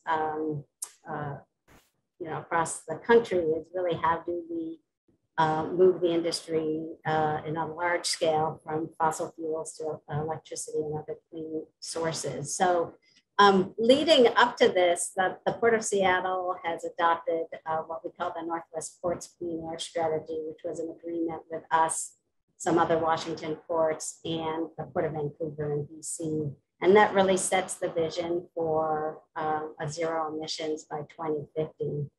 And then we're currently finishing our roadmap to get there, which is the Maritime Climate and Air Action Plan. But this waterfront strategy really is where, you know, the rubber hits the road, so to say. You know, it's our on the ground work to bring clean energy to the waterfront. Our vision is a waterfront, a working waterfront that is 100% clean energy. We are lucky here to have our local power, Seattle City Light, as hydropower, which is predominantly low greenhouse gas emissions. So moving our waterfront to primarily electricity, that we're exploring hydrogen, is going to take us a long way. So we've been developing a partnership with our utility provider, which is Seattle City Light. And we've started the process to work on future energy demands across all the maritime properties, including some of the state properties like the ferries, which are a large waterfront user. We're working on grid management and optimization to figure out how we're going to supply enough power down into the waterfront. Cruise ships are a huge demand, and are also container ships, and figuring out the truck problem, as Chris already mentioned, is large for us. And then we're working on partnerships with folks like SSA, Crowley, PMSA, and, you know, kind of others on the industry side, on the private side, because we will need them at the table with us to figure out how we build the kind of infrastructure and financing to move this forward. So we're kind of in that partnership planning stage, but we have made a lot of progress with our utility and some of those industries that want to be early adopters. I will say I listened to a little bit of the last session, and there was a lot of focus on equity and environmental justice. And this is a big project for us, also related to how we address concerns in our near port communities, because we have the data that shows the health disparities between our near port communities and other communities in our region that are not close to the industrial area. And so by moving quickly to electrify the waterfront, we also remove a lot of the air quality concerns from diesel that, you know, is really impacting our local folks. So it's an exciting project, and we hope to move pretty quickly on getting work on the ground. Yeah, thank you for touching on that equity aspect. I think that's definitely an important part of electrification that we like to talk about at Zpryme for sure. So I think that's definitely an important piece to include in your planning. So thank you for touching on that. And kind of keeping in this vein of electrification, Chris, I know that the Port of Los Angeles has a pretty ambitious goal of electrifying your cargo handling equipment and the trucks that serve the port by 2035. So how does that fit in with LA's broader climate goals? And, you know, what are some of the challenges that you see in meeting the goal? Well, the biggest challenge is technology, as I said. The technology to get to zero emissions is still early in its development, especially in the heavy duty sector. When it comes to zero emissions, you know, you can get a battery electric car, and you can probably get battery electric, you know, light duty vehicles nowadays pretty easily. And frankly, those things ought to be transitioning to zero emissions like now, or certainly in the next few years. But the challenge is to get it to the heavy duty sector, because the batteries just don't, the range is just not there.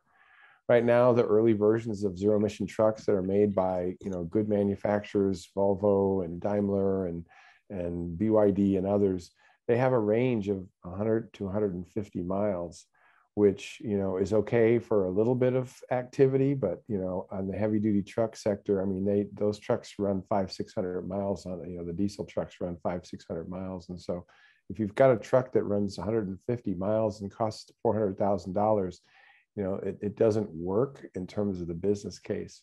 So just trying to get that to get through economies of scale and advancement in technology, I'd say those are probably the toughest challenges. Even the terminal equipment, now we're actually very excited to be able to test the world's first top handler.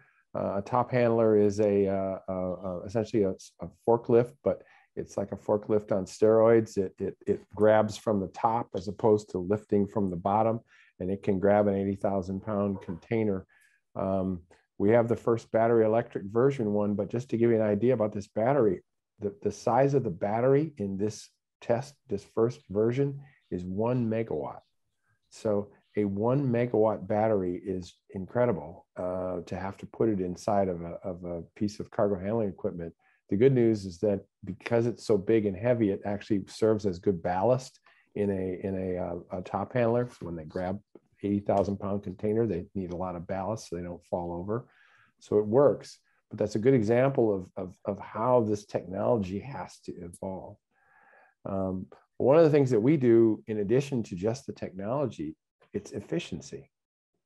We have a lot of, when I first started this job a few years ago, one of the terminal operators came to me and said, Chris, we've figured out probably the most effective way to reduce emissions at our terminal. And I said, really, what's that? And they said, just get the ships in and out faster and get the cargo unloaded quicker. And you don't have as much activity, and therefore you don't have as many emissions. And so we're starting a thing with GE. We're doing a platform for digitization of our goods movement chain, where, you know, if I asked you today, you know, it takes about 15 days for a cargo to come from Asia. If I asked you during that 15-day period about when do we know exactly where each cargo is going to go, who is going to pick up each cargo, how it's going to get through customs and so forth, you'd say, well, probably a week or two, right, when you get started, right? No, it's a day or two. And so you really end up scrambling trying to get this organized to unload a big, you know, 15, 20,000 TEU ship when you're just getting all the information at the last minute. We're now doing something where we've got a portal where all of the different entities, from the cargo owners, the shipping lines, the terminals, the customs, the truckings, the locomotives, the train operators, can all log in and get real-time pictures of exactly what's on a ship as it's coming across the ocean. And you can do a lot of planning. And with that kind of advanced planning, frankly, you're able to reduce the level of activity associated with moving a cargo from a ship all the way out to where it eventually gets onto a train or a truck and heads out of the port. And just that kind of efficiency reduces emissions, because you're able to reduce the amount of times that you touch a box before it leaves. So between efficiency improvements and advancement of technology, working with the manufacturers who make these zero emission technologies to help them see exactly what their needs are and to refine those technologies, I'd say those are the toughest challenges. And you mentioned the city, you're right, the city is working on this. And as I mentioned, it's not just a heavy duty port activity. This is something that it affects and should be repeatable across different sectors in the economy.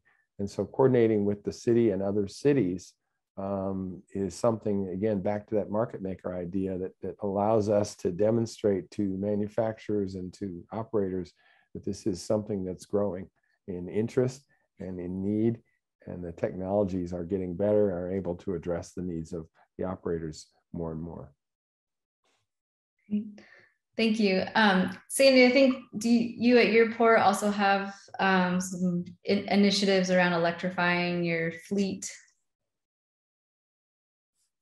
Yeah, we have what we call a sustainable fleet plan, which is a comprehensive plan to move all our port-owned equipment, which would be, passenger vehicles and our light duty trucks and equipment, to all electric. So that is just a roadmap of putting in adequate charging stations. And then the challenge of, the biggest challenge is convincing our own employees that that electric vehicles will provide them the same, benefit and value to the vehicles that they're driving now. So it's a kind of interesting, internal look at what we're dealing with externally also. But we're kind of underway at of switching over our fleet. We also have renewable diesel that we use in a segment of our port vehicles. So that's kind of a big push also. One other comment on the truck issue, which is a big issue in the big truck issue that Chris was mentioning, which is a big issue in the Puget Sound area. That's another equity challenge for us, and maybe some of the federal money could help, because for us, most of those trucks are independently owned by drivers, and switching over to a new truck that might cost $400,000 is a big lift for an independent driver. And so figuring out how to offer incentives and grants and cost shares, from us to these drivers, I think it's going to be a big element of how we get clean trucks on the road. One of the things I wanted to just add, just picking up on Sandy's point, we've been wrestling with on this equity question is the actual impact of clean air programs and incentive programs on the drivers. Because we just did a study recently, and they make $40,000-$50,000 a year. That's their salary, and then their amount of money that they make through their work. And with buying a new truck, just the example that she gave, if you figure the cost, these people buy trucks now in the $40,000 to $50,000 range. That's what they buy their truck. It's used. And to buy a $400,000 truck, you pay sales tax, and then you pay federal excise tax. The tax on the truck is more than they're used to paying for the whole truck. You add to that, you say, well, give them a grant or something from the government. You have to pay income tax on the grant. So if you give them a $300,000-$400,000 grant or whatever, then you have to pay income tax on that, but you still have to insure the truck at a $400,000 price for insurance. And so the people who are trying to do this, the drivers, they can't do it. And so trying to find a way to help them and to get them to move to advance to these new technologies without having an adverse effect on their bottom line, their ability to provide for their families, is a very, very important factor for us. Yeah, that's something I didn't even think about, but that certainly seems like a difficult challenge to solve. I'll definitely be following along to see what kind of progress you guys make. I've got one question that came in from our own Jason Rodriguez of Zpryme. He asks, are you all seeing increased cyber threats? And I'll just throw that out to the panel, whoever would like to answer that one first. Yes. Yes. We've got a whole team dedicated to it, and Marcel referred to some of our people who are, our security and our people. We have a whole team dedicated to that. We've just had one of our biggest terminals hit with a cyber attack, and it has the potential to grind the port operations to a halt. And they were hit just recently with this, and so we had to work closely with them to try, and they had to shut down what they were doing and reboot all their operations and so forth. So it's a huge problem growing in need and in urgency. So we have a whole team at the port dedicated to try and address cyber crimes and cyber concerns. Marcel, what about you in San Antonio? I think it's safe to say that cyber attacks and incidents are up every place, everywhere. But similarly, our efforts to defend against those, certainly they've increased kind of significantly over the past past few years, because we understand that the bad guys and people who are looking to compromise our systems, they're just looking for one single opening, one aperture.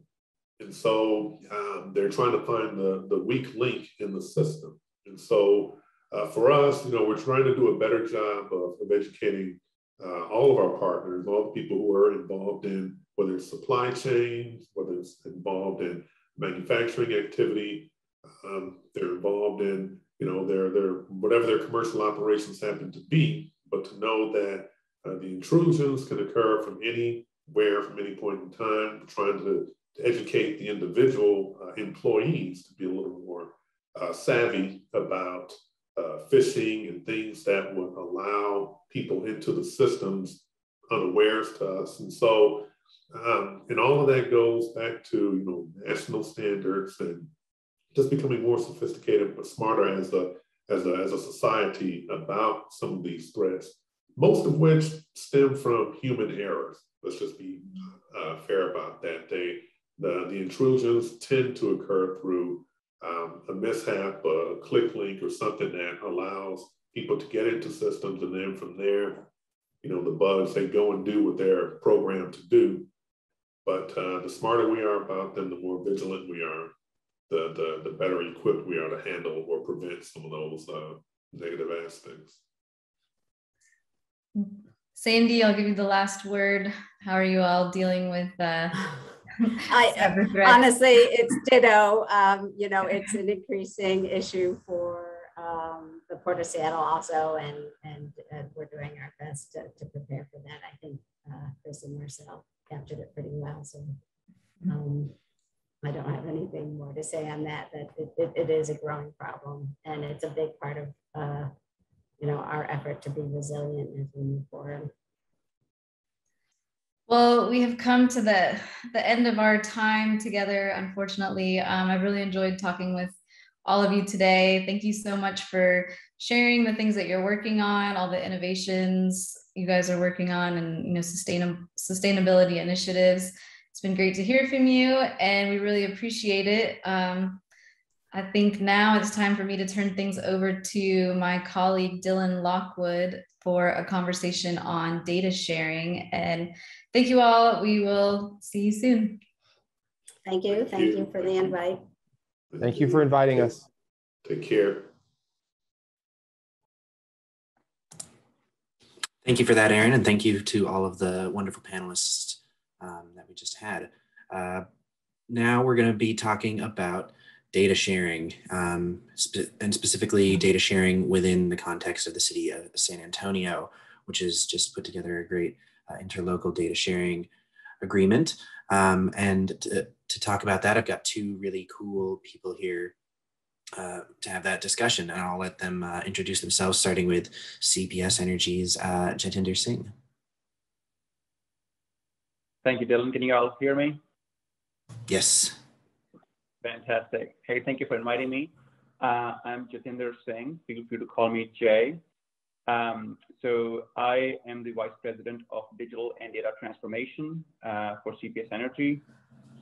I work for the CIO, Vivian Bouet. My role is really focused on two things. One is, how do we create more frictionless, intuitive, convenient experiences for our customers as well as for our employees. And on the second side, my role is around data. How do we put a good data governance, data structure around our broader data ecosystem so that we can do more with our data? So those are my primary responsibilities at CPS Energy. Thank you for inviting me. I'm excited to be here. We're excited to have you. And also we have Emily Royal here, back for another COF. I think this might be my third one. I'm not sure, but somewhere up there. Hey everyone, I'm Emily Royal. I am a Smart City Coordinator at the Office of Innovation at the City of San Antonio.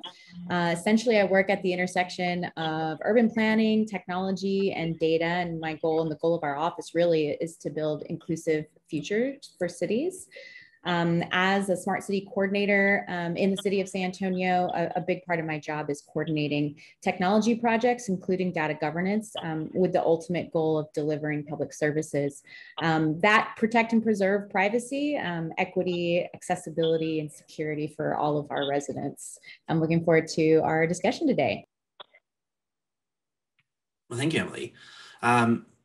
So Jay, why don't you tell our viewers a little bit about this data sharing agreement and what it means for CPS and for the city of San Antonio?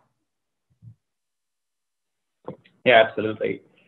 So just for context, I joined CPS Energy last year, May, and the data sharing agreement, which we lovingly call IDSA, Interlocal Data Sharing Agreement, has been a conversation which has been going on way before my time when I joined CPS Energy.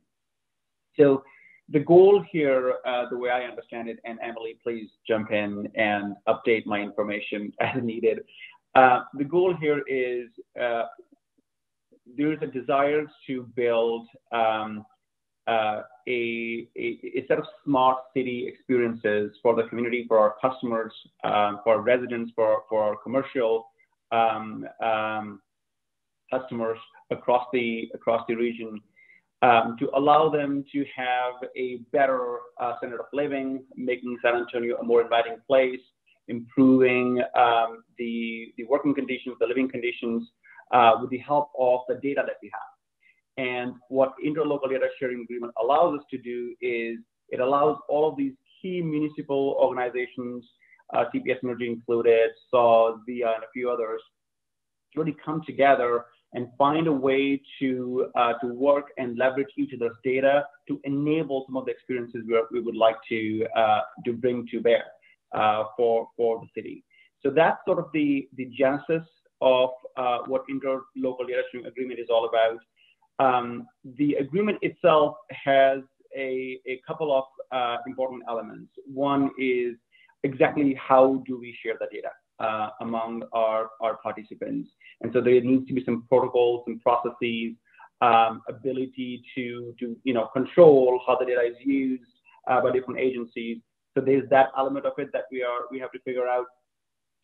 And then there is the other element, which is making sure that the use cases we are working on across the different participants are focused on enabling smart city initiatives, because there's a lot of data that all of these agencies need from each other on a regular day-to-day business basis. But the focus of this particular agreement is enabling these experiences for our customers, and that's what we're trying to accomplish. I believe our board approved that earlier this year, so we have signed off on the agreement, so we are ready to jump in and participate. And I think there's a few more of our municipal sisters and brothers who are still waiting to sign off on the agreement, but that's all coming together in the near future. That's my understanding. Hopefully that helps. It does. Thank you very much. Emily, what are the implications of the city's new data governance strategy for San Antonians? Sure. I'll share a little bit about that. I want to add a couple points around the interlocal data sharing agreement as well. So the agreement right now includes 8 partners, as Jay was discussing, via our Housing Authority, our River Authority, Edwards Aquifer Authority, UTSA, and BCAD. That's the Bexar County Appraisal District. So it's a really interesting mix of partners that really covers all different aspects of urban life in San Antonio. And ultimately, this data sharing agreement is really exciting and unique as far as interlocal data sharing agreements go, because of the breadth of partners that we have and our ability to create a sort of a single mechanism of transfer and security protocols around how we share data. That's very exciting around this agreement. And ultimately, what that does for us as a community is it enables these agencies to problem solve collectively, because all of these issues, from transportation to housing to water and environment, are interlinked. There's no urban issue that happens in isolation. And so when these organizations are able to unlock their data assets and safely share that with other partners, we can start to tackle problems more holistically. That lets us do things like streamlining our services by coordinating information and data, for example. It also gives us opportunities to reduce costs around purchasing proprietary data sets. Some of our organizations buy the same data sets from the same sources. Are there opportunities now for us to reduce the cost burden on one agency for doing that? We can also facilitate innovation and research in our community by improving quality of life and unlocking some of these data assets. And then, of course, another piece of this is that by creating these shared protocols and understanding around security and privacy, we can set precedents in our community around privacy for data sharing, which I think is also really exciting. So just adding a couple points to enhance what Jay was saying. And as far as the city of San Antonio's data governance strategy, I'm excited to report that this summer, the city did receive a silver rating from What Works Cities, which is essentially a data governance certification program that's managed by Bloomberg Philanthropies. And basically, this program provides us with a set of criteria around transparency, around privacy, data sharing, security. And so we strive to meet the criteria in each of those domains that they present to us in the program. We were able to build new programs and policies in a large part based off of lessons learned during COVID-19. COVID-19 pushed a lot of organizations, especially public organizations, when it comes to sharing critical public health information with our residents and with other stakeholders that needed that information to report it, out to residents or to do their own business operations. And so the city of San Antonio really learned, how to reform how we do data sharing within the city of San Antonio across our own departments, how we ensure the integrity and governance of that data. And also how we make that data accessible to the public through what emerged as a new project around our COVID-19 Open Data Hub and the Open Data Dashboards that we provided to the public. So all of that really triggered for us a new way of thinking around data governance and led ultimately to our first certification this year. So Dylan, I'll pause there, but I have plenty more to say, around what we intend to do moving forward to achieve not just silver, but subsequently higher ratings within that program as well. Yeah, yes, we'll put a pin in that just because I had one more question about the data sharing agreement, because you're talking about how one of the impressive things is the breadth of partners. So Jay, what was the process of assembling this large breadth of partners and stakeholders to make that agreement possible? Like what challenges do you have to overcome to do that? I actually think that's a good question for Emily, because I think a lot of the coordination across how IDSA came together happened with the leadership of the city. So I think Emily is in a much better place to truly speak about the challenges of bringing the group together than I am. So I'll pass it on to Emily. Got it, Jay. Thank you. So this is a great question because it's so challenging with so many different types of partners that have different restrictions on their data that we have to be respectful of because they want to protect and preserve the privacy of their own citizens and residents, and also just not break the law. And all of these different organizations are subject to different types of laws that govern their data. I'd say the challenges are like the 3 T's, trust, turnover, and time.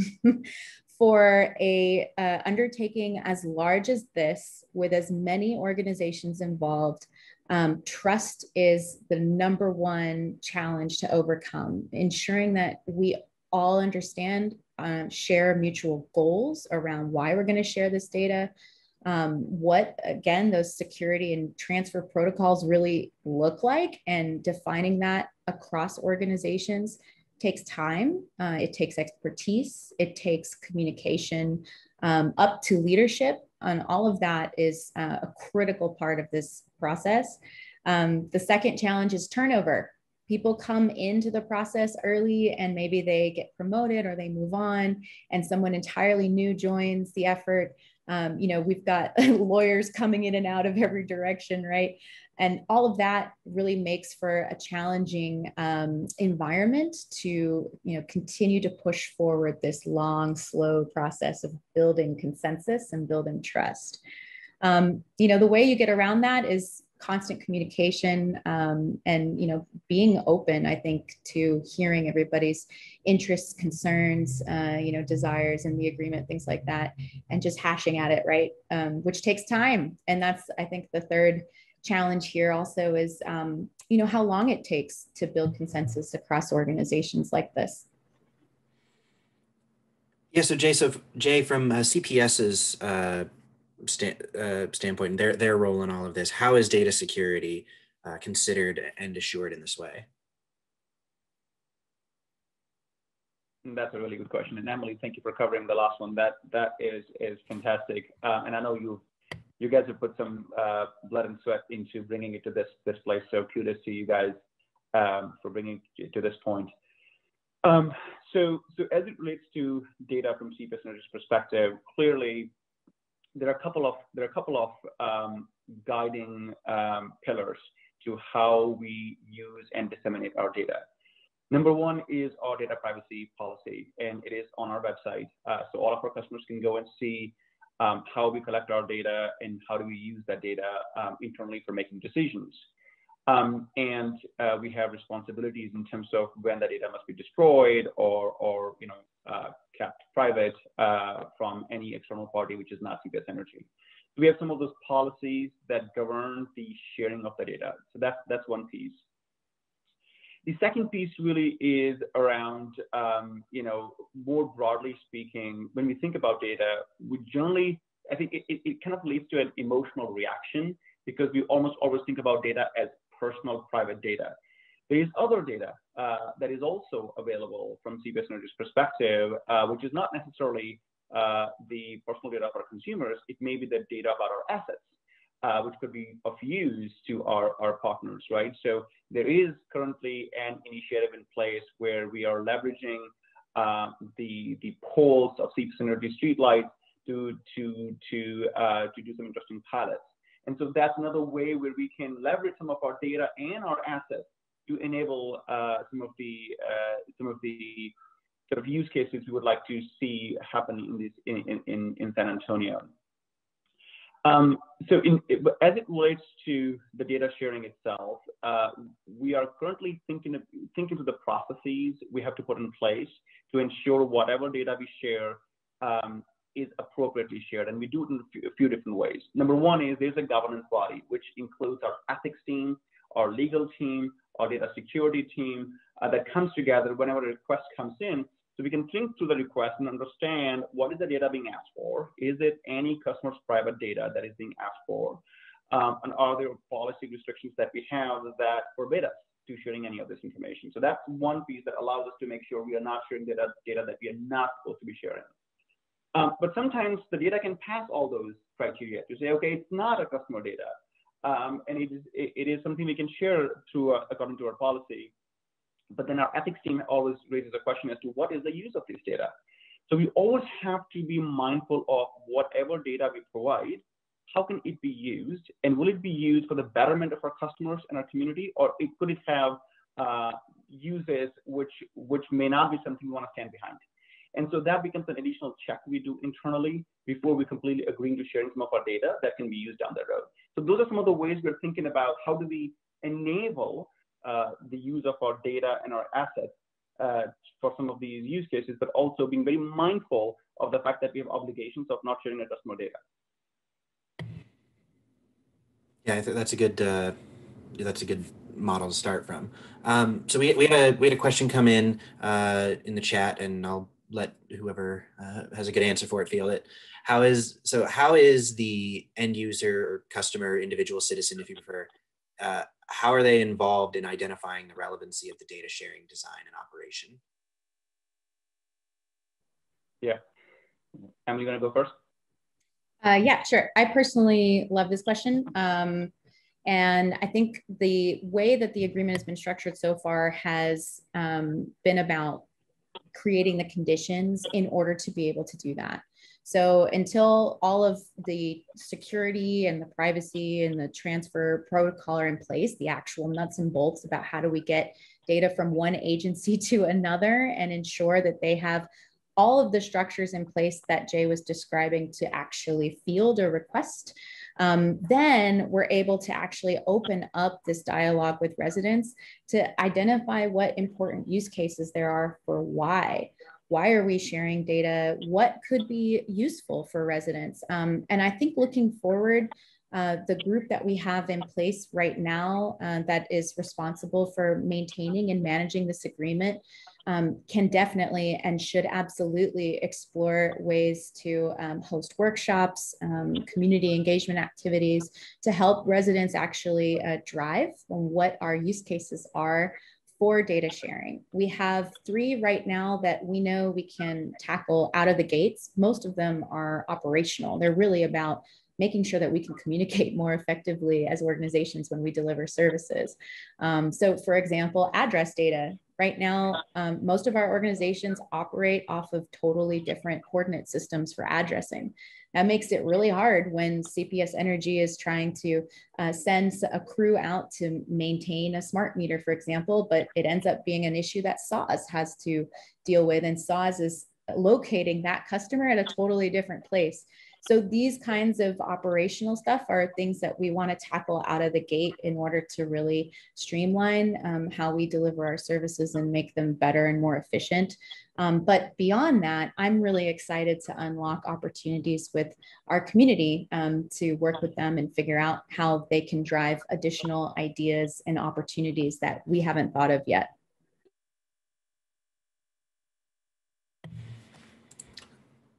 So Emily, one thing I've been curious about is, since, you're talking about the data governance strategy and the What Works certification, but also, we've got all the interlocal data sharing agreement in here. So there's a lot of data being shared securely. How are you helping city agencies get the most out of this data?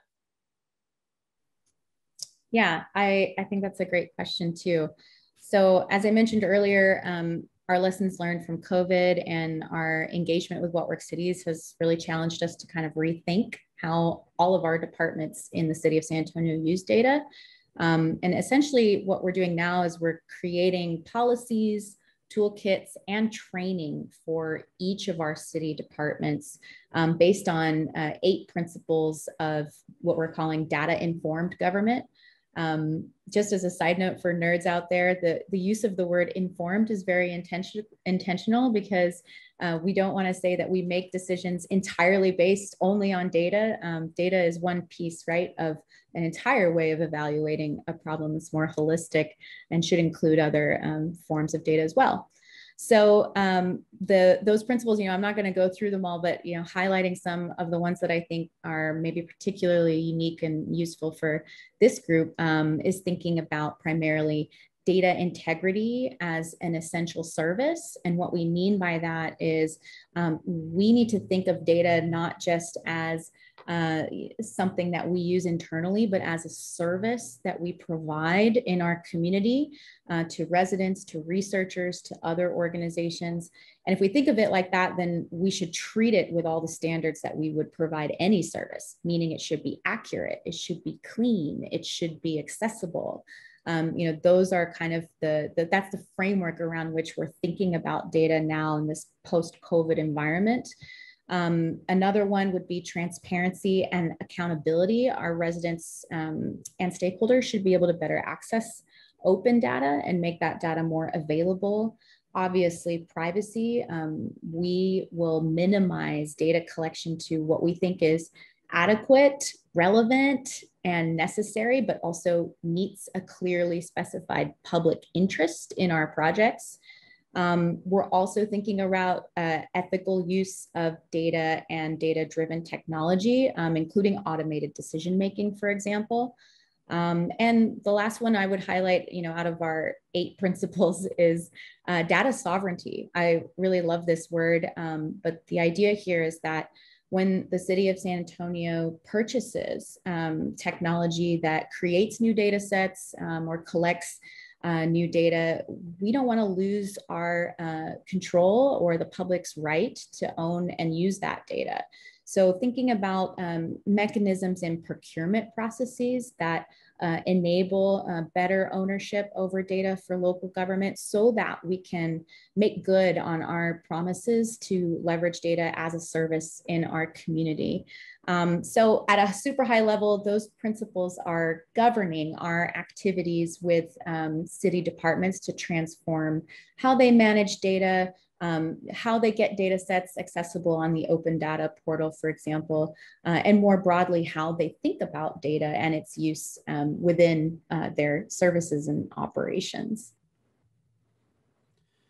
So, Jay, what is this? All of this mean for you?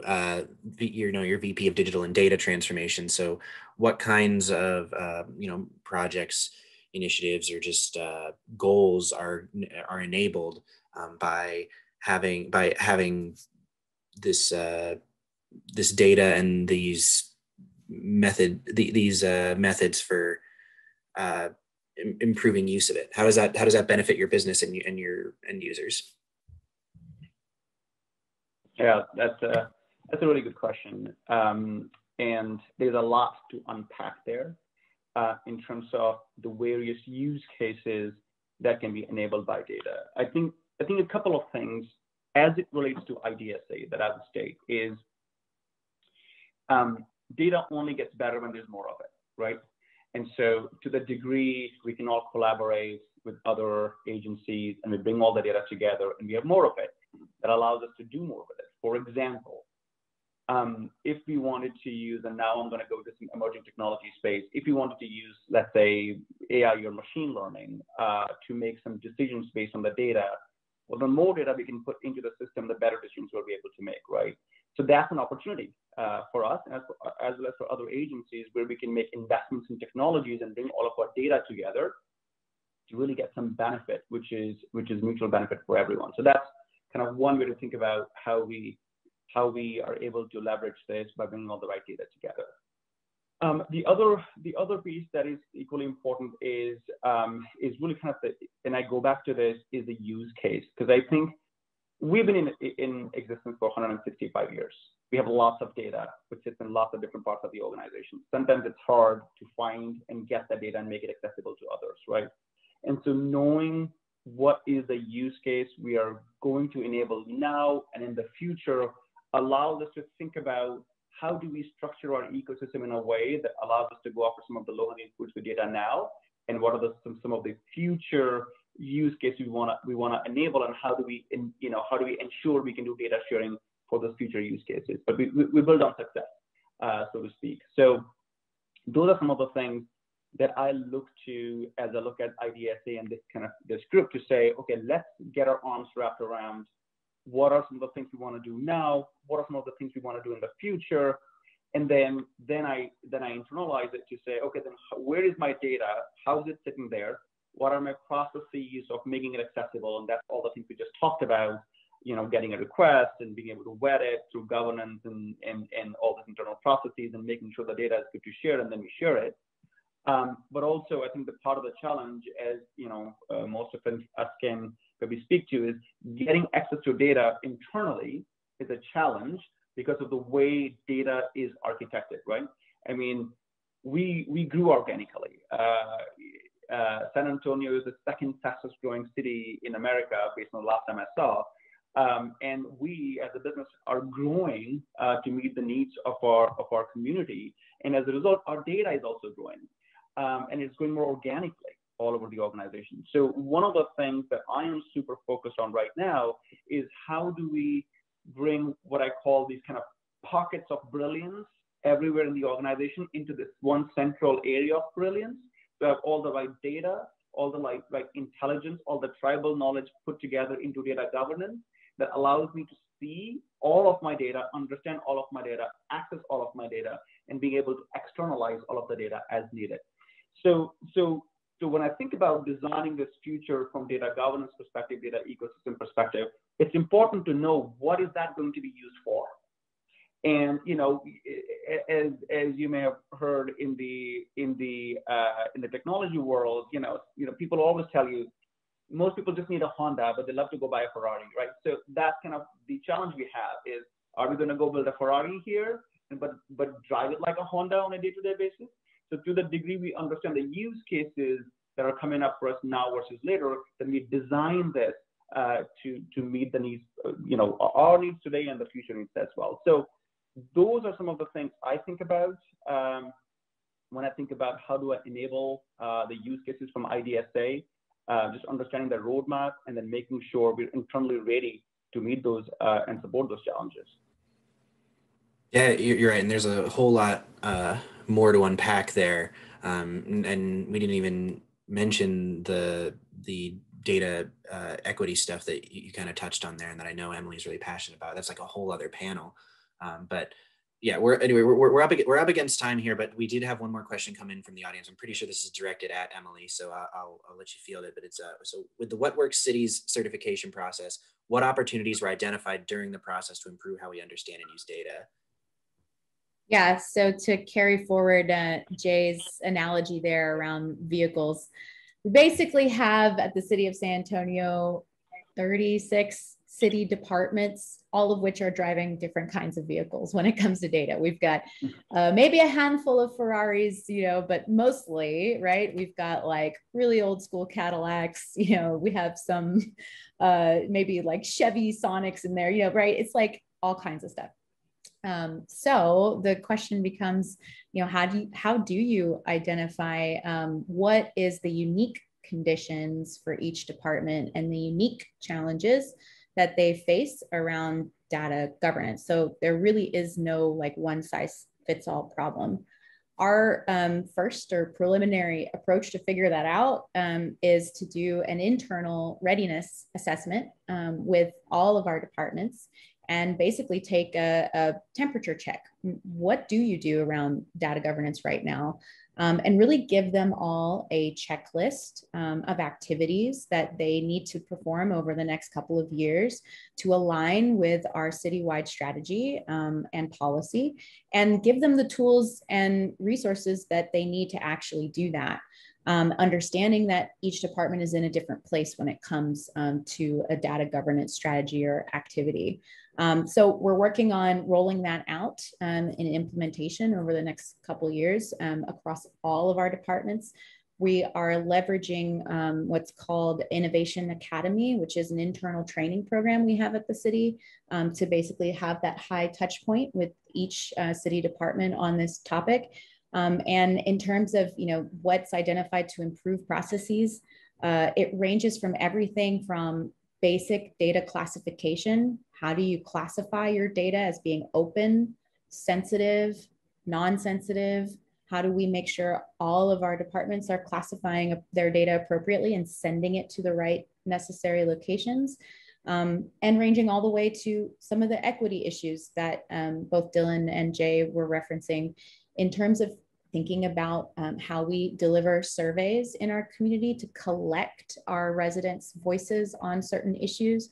Are we doing that in an equitable manner? Are we bridging the digital divide when we collect that information? Are we structuring our surveys in such a way that they are accessible to residents in multiple languages and multiple ways of allowing them to identify themselves in surveys? All of that is included in the process of guiding city departments towards more equitable and realistic data governance than maybe some of them are doing today. And our goal is to bring everybody, no matter where they're at on the spectrum of data governance, up to our new standard that we are rolling out this year at the City of San Antonio. So thanks everybody for listening to all of my rants. I really appreciate it, but I'm so excited to discuss this with the community. Yeah, I mean, we love your rants, Emily. That's why we keep inviting you back. So yeah, and I want to thank you, and I want to thank Jay for being on today to talk about data sharing. There's a lot more to talk about, top level and with San Antonio specifically. So if you're interested, make sure to reach out, because there's people want to talk about this stuff. And with that, thank you all for being a part of City of the Future today. I'm gonna pass it over to Erin to close us out for that. Thank you, Dylan and Emily and Jay and all the rest of our panelists today. We've come to the end of another City of the Future session, but don't worry, we will be back next month. Our next session will be on September 29th, and we'll have the registration information for you all soon on that. The replay for this will be available in the next couple of days, so don't worry if you missed anything. And like Dylan mentioned, yeah, reach out to us, reach out to the speakers, and stay engaged. And we just really appreciate you guys joining, and that will do it for today. Have a good afternoon.